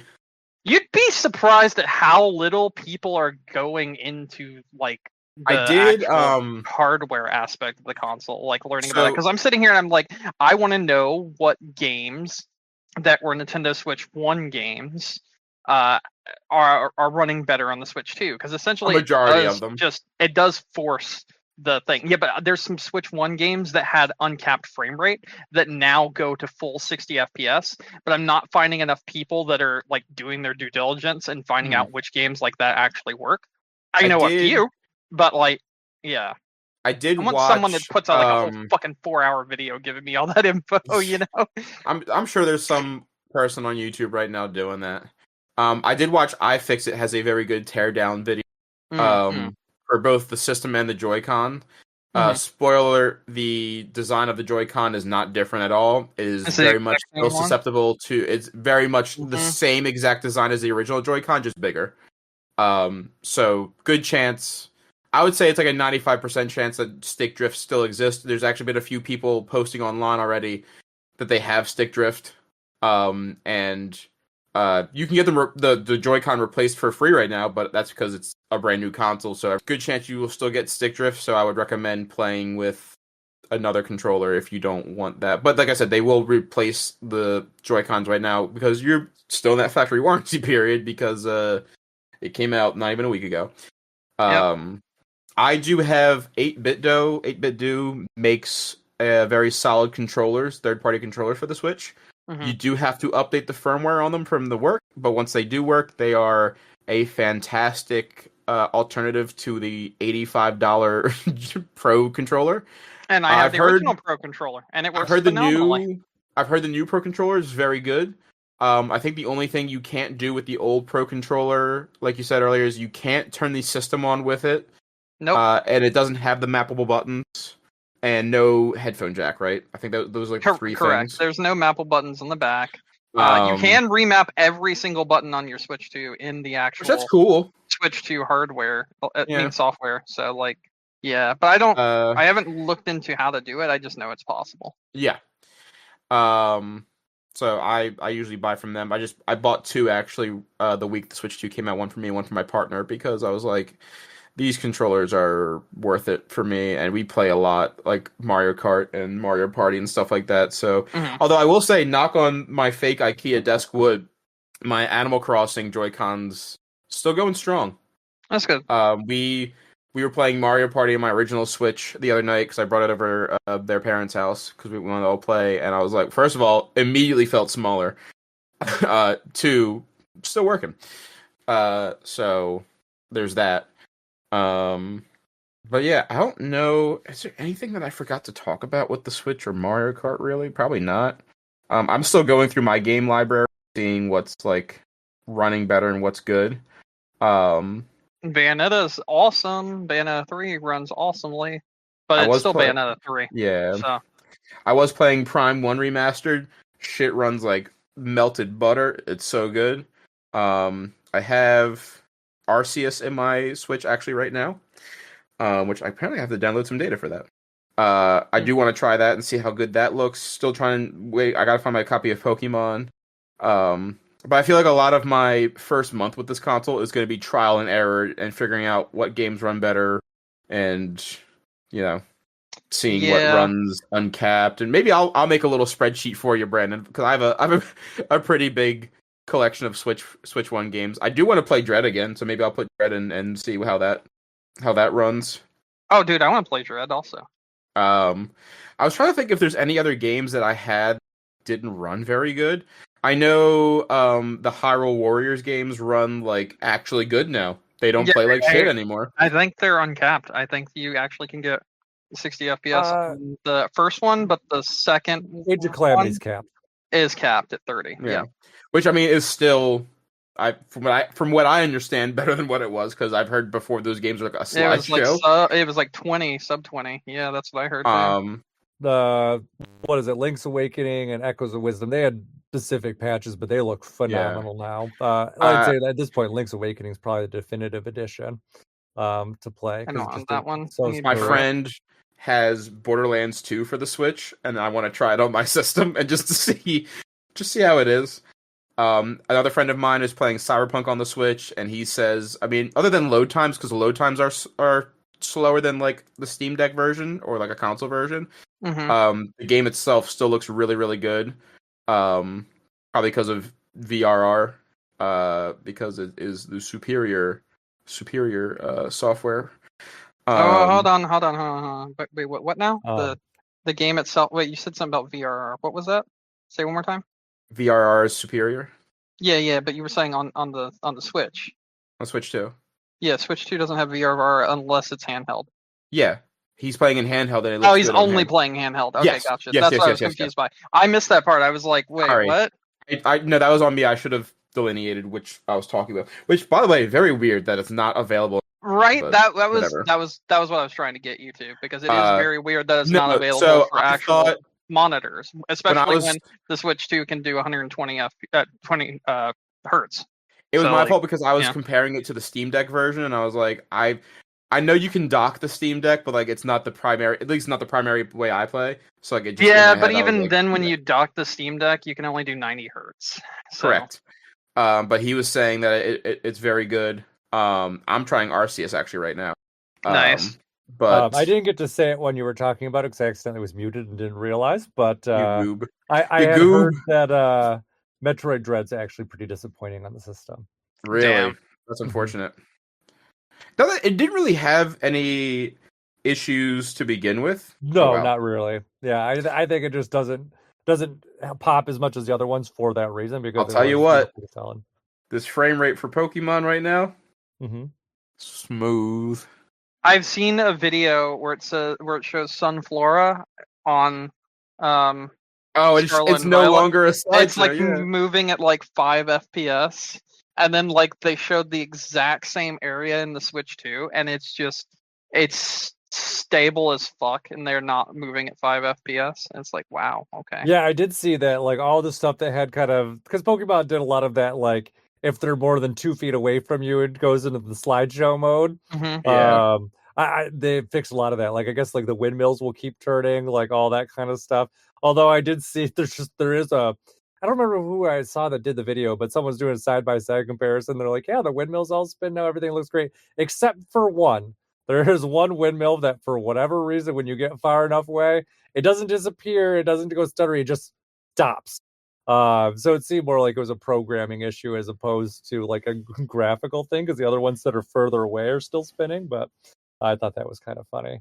But it definitely looks a lot nicer in motion. Although I think the big thing with Pokemon Violet and Scarlet, even still, is, especially compared to, other stuff that was on the Switch, just kind of shows you how I honestly feel like the world design of that game is just kind of bland.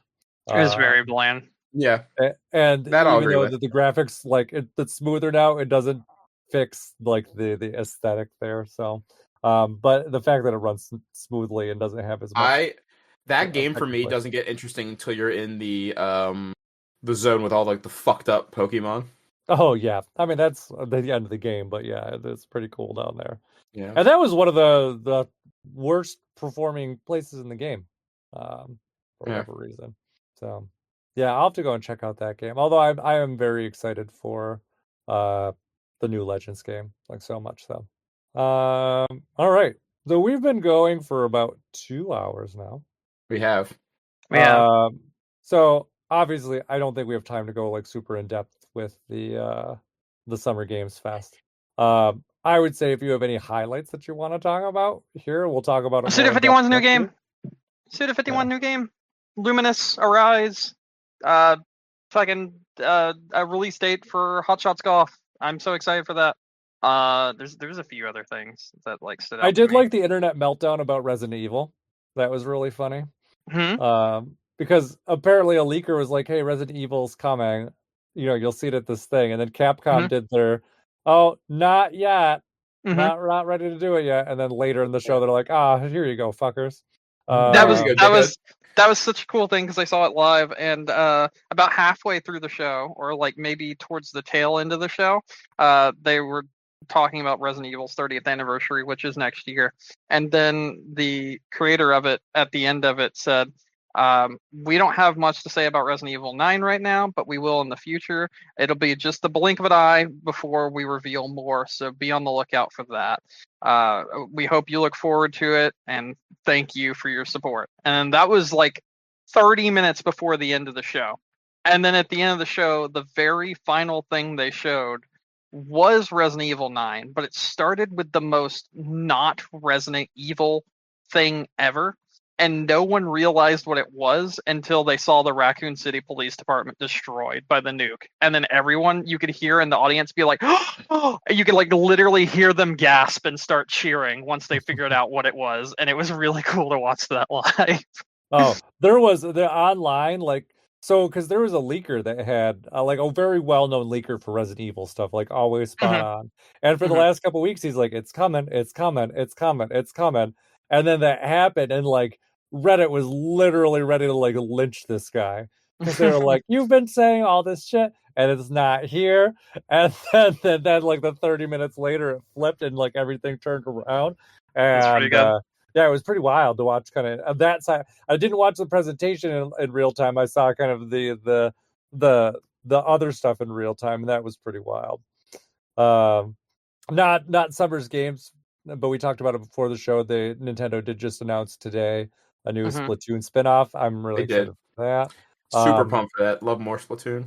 Oh yeah. So we got the single player spinoff game, which honestly, I feel like Splatoon's always been really right for it. So it'll be really interesting to see kind of what they do with a full game with that in mind. So I'm pretty excited for that. And also too, they did announce that, you know, the Splatoon 2, or sorry, the Splatoon 3 update that's coming out next month. We'll bring next it month? up. That was in 2 days. 2 days. Yep, 2 days. Yep, it's June.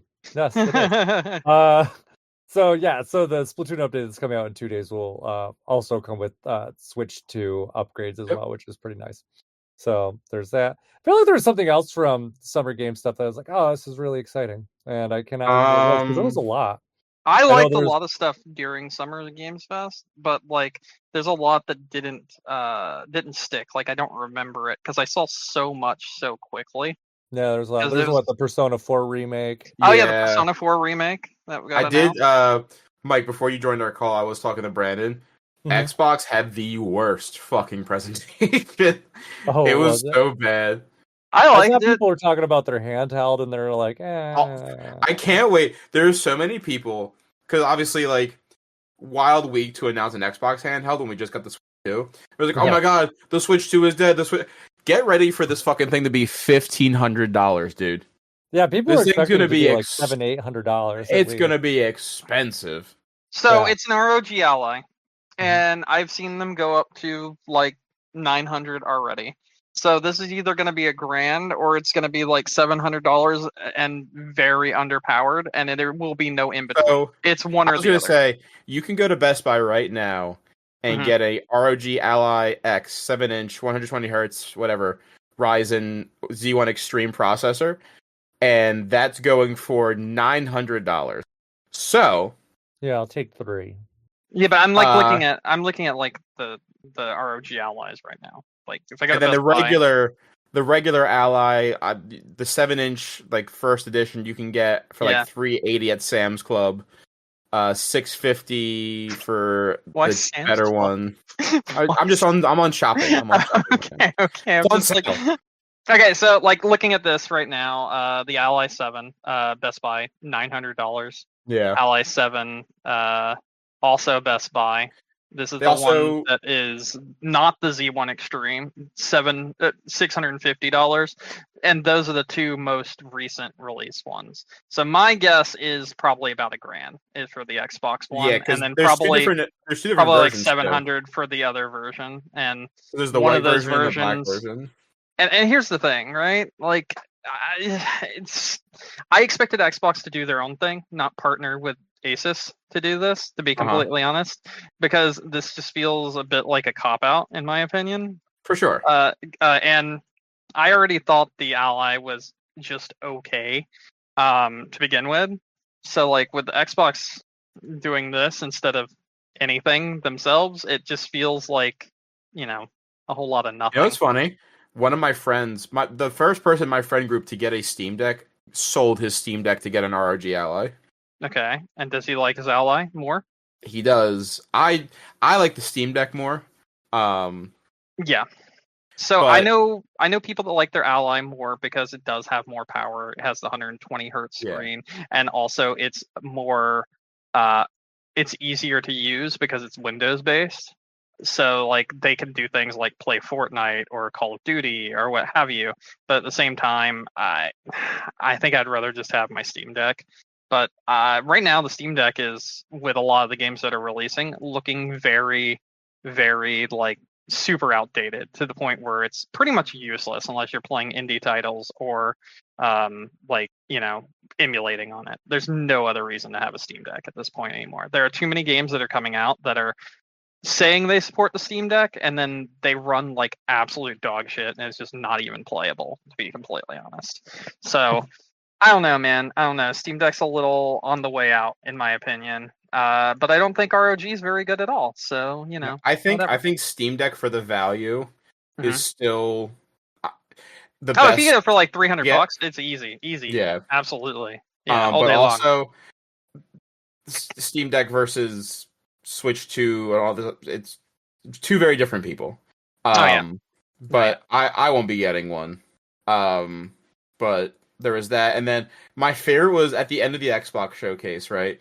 Phil Spencer was like, we have all these games coming. Remember when we announced Fable 5 years ago? That's still coming. Oh, by the way, guys, happy anniversary! 6 trailer dropping.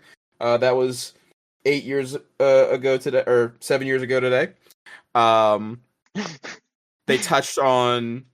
He briefly teased Halo, and then he was like, "We have one more surprise." And we're like, "All right, cool." That's fucking Call of Duty. Yeah, it was Call of Duty. I will say this. I do think the Xbox had some games that they showed off that looked very good. Even though as the presentation it wasn't that great. I do like Persona 4 Revival. I'm pretty excited for that. The Invincible versus game, I was really hoping it would be Invincible versus like Image Comics, and we'd have a lot more Image Comics fighting game like things that wouldn't just be Invincible characters, because I don't think there's enough characters in Invincible just to make its own game. Grounded was a great game. Grounded 2 looks awesome. Tony Hawk Pro Skater 3+4, awesome. Ninja Gaiden 4 looked awesome. I think Clockwork Revolution looks fucking sick. I really like that. But that was also, I was shocked to see that as well, because that was announced like 5 years ago, and now it's back again. I was like, oh, wow. I think the thing that shocked me the most was that they're making a second High on Life, which I don't consider that a good shock. I just thought it was like, wait, what? Why are you doing this? This is a terrible idea. I won't be playing that. No, I mean, I don't want to support anything by Squanch Games because of the person that started it and because of, I don't think he has anything to do with them anymore, but like... Still. Yeah, exactly. It's kind of like... The stink is there. The stink is there, exactly. I thought it was cool that they released Final Fantasy... Insomnia 16? Edition. Yeah, what I said, Insomnia Edition on the Xbox Series X the same day. I mean, Xbox Series consoles the same day as they announced it. That's pretty cool. I call it Insomnia Edition because I think Final Fantasy 16 is just super fucking boring and is a great way to go to sleep. They announced Final Fantasy 7 Integrate for the system that's coming out this year. Neat. I think there's a lot of good things that were in this direct. There was just a lot of it's just kind of like, all right, Cool. Oh, the Indiana Jones DLC sequel. We're not really sure what it is because they didn't really tell us. I think it's a DLC. I think it's a DLC also, but I'm not sure. Oh yeah, it's a DLC. It's coming out in like September, October. Yeah, it comes out this year. Yeah. Mm-hmm. Yeah. I thought that is what that is. I thought some of the shit they showed here was pretty cool, but then like there was definitely some cool things, but I mean, for the most part, kind of. I don't want to say snooze fest. I actually think The Outer Worlds 2 looks like a good game, like the first one should have been. It's $80. Listen, I didn't say I was buying it. I just said I think it looks like a good game. And if it happens to fall into my lap because I have Game Pass at the time, then we'll see if it's a good game, you know? The summer, everything was kind of like a mixed bag for me. There's things I'm excited about, things I don't really care about. I think, for me personally, I was a little bit too excited because I wasn't sure if Nintendo was going to announce anything during Summer Games Fest or if they're going to have... I don't know if they're going to have their June Direct. Yeah, I don't know either. They usually have it like midway through or to the end of June. Will we get one? I don't know. I feel like it's so hard to tell because like something like Splatoon would have been cool to announce at that, but also there's been so many times in the past where they were like a Direct came out and then the next day they were like, "Hey guys, we're making a Zelda fucking movie? Isn't that crazy? If only there was a place we could announce that." So I feel like I saw someone suggest this online recently, and I think this might be more what I would expect at this point. Like I could see them doing maybe more like a partners like Indie Direct kind of thing this month. I definitely think they will do one by the end of September, because there's some things that they do have to narrow down time wise. Because obviously, like after Donkey Kong, like we don't have any game like dates after that.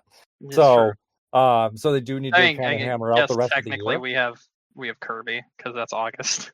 Yeah, we have Kirby, Mario Party, and like those are DLC stuff. I'm talking about like the actual games. Like we don't have a Kirby. Where's Metroid Prime 4? We don't have a Metroid Prime date. We don't have a Pokemon date. We do have a Pokemon Direct. What, next month? This month somewhere? It's coming up. I know that. I think it's. So we'll probably get more Legends information and possibly more. Pokemon Presents is July 22nd, so next month. Okay, yeah, so about a month away for that. So we do know that that's coming up. I wouldn't be surprised if we get at least, if they're feeling really adventurous, maybe they'll give us Pokemon ZA. Is that? When is that? That's this year. We just don't have a date for it. They've not dated it yet. Yeah. So I mean, I assume we'll get a date at the Direct, probably. Yeah, probably. That's why Nintendo has that. They got a date Hyrule Warriors. We don't know when that is. That's also coming out this year. So there's a decent amount of first-party games that are confirmed for 2025 that just don't have dates yet. So we'll do that. And usually the September Direct is also when they start to give out dates for early next year too, and announcements for that. So because aside from the 2 Switch games that we know are coming out in 2026, we don't have any Switch 2 first-party games for 2026. So they're definitely, well, I guess maybe Splatoon. Splatoon Raiders probably is, although they didn't give us so little information. Who knows? Yeah, they gave us like, you got like the main character and the new designs for Big Man and the other 2, fucking Fry and Shiver. Yeah. So we know those are there, but yeah. So Nintendo's obviously will have something in the pipeline. Be interested to see how much they keep using the Nintendo Today app to kind of direct those things around, but. TBD. Yeah. Who's to say? Yeah, nobody knows.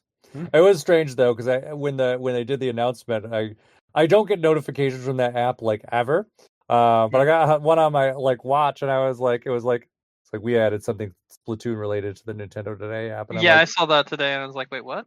Yeah, exactly. I was like, well, what? I'm like, it must be something serious. And then I saw the Twitter notification come through. You were like, this is either something serious or Alarmo. There's no in between. Yeah, I figured it had to be like something like, I figured it had to be more than just like Splatoon music was added to the Nintendo app or something. Like, I'm like, there must be some sort of substance here if they're going to send out a notification for it. But I'm like, what? Yeah. Like, how big is it? And apparently it was a full new game, so pretty big. All right, so 2 more things I wanted to mention and then I think we can wrap up. I want to go back to Xbox for 1 second because they did say something during the Xbox Direct, during the ROG announcement, Nick, and I don't know if you caught it. It was very quick. It was like super fast. They said, and when the ROG Xbox launches this winter, you'll be able to play Hollow Knight Silksong day one. Yeah, I don't believe that. You think I believe that? You think I'm gonna let? No, that's not happening. They did. The team that's making that did say that the game is expected to be out by the end of this year. I think they said by holiday this year. But also, I'm just like, then why have you only given us like 10 more seconds of this game? Remember 2 years ago at the Xbox Direct where they're like, Hollow Knight Silksong comes out this year, and that was 2023. Yeah, I don't believe it. It's still 2023. I don't think you realize that yet. Yeah, sorry. And then the other thing I was going to mention was the new RGG Studios game that we saw during Summer Games Fest. Looked awesome. Pretty excited for that one. And I think it has a time traveling theme. I'm not sure, but I think it does. Mm-hmm. The guy who's like the main protagonist, or what we think is the main protagonist, when we saw him this time, like he was talking with this detective, and this detective was like, "Who are you?" Or better yet, "What are you?" And the guy's like, "That's what I'd like to know too." And he takes off his sunglasses and his eyes like glow blue. And like we saw him in both 1915 and now in 1943, and he looked like different in the two time periods, but not different enough that it's like, oh, he aged several years. It looked more like, oh, I think this is just the same guy, but he can hop between different time periods. It seemed very weird and very odd the way this game was being shown off. So I'm kind of excited to see what the hell they're cooking up here. Because if they do like a Yakuza like game, but it like has like time travel mechanics and supernatural shit, that could go fucking hard.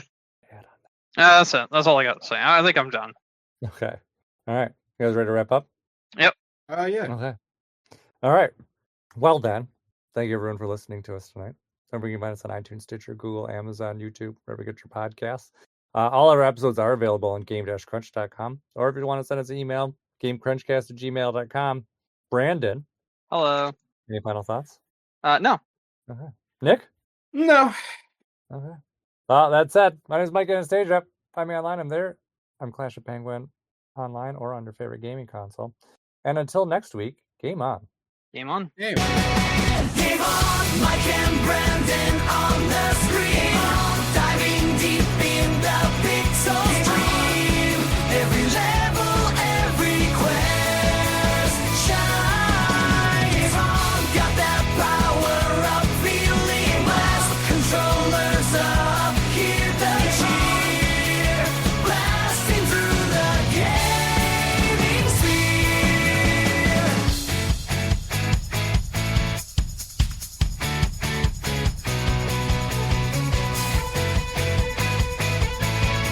Game on, here we go, Mike and Brandon zone. Game on, unlocking secrets, never playing alone. With every challenge, our spirits align. Level up, hit the score, it's a neon sign. Jump and run, join the thrill, it's a world premiere.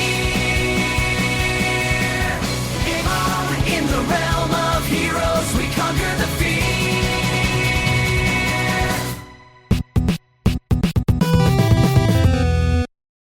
All right. We didn't talk about it. Did any of you try that game chat thing at all? No, Discord exists. Yeah. Nope. I have no interest. I don't think I'll ever. I accidentally pressed the button the other day and I was like, no, do not open. But yeah. I probably will give it a go just because I'm curious. Yeah. But like, If anything, I want to. I would like want to try like the game share kind of thing because you can apparently game share through that. Like some things like Clubhouse games and things like Mario 3D World. But I think that's kind of cool. But otherwise, I don't have too much interest in going in there. So yeah. Oh, and actually, just another thing because I didn't see it, but with your Kirby thing, if you scroll down to the bottom, it says you actually get the Kirby and Forgotten Land, the Switch version. Like immediately. Plus, yeah, it sounds like it at least. Okay. So, because it's got a graphic at the bottom. Is this? Can I pull this? No. Let me see. Hold on, I'll drop it into Discord. Yeah, so that's what it looks like on the page. So I assume that you should be able to play it immediately. I don't know. I don't know. But yeah, listed as specifically. Hey, like- someone give me the money, I'll test it. Fair. I'm sure someone on Reddit probably has if you're feeling like super curious. I tried just glancing around when I was I'm there, just but feeling it's like I want a copy of Kirby and I don't have it. That's what I'm feeling like. fair.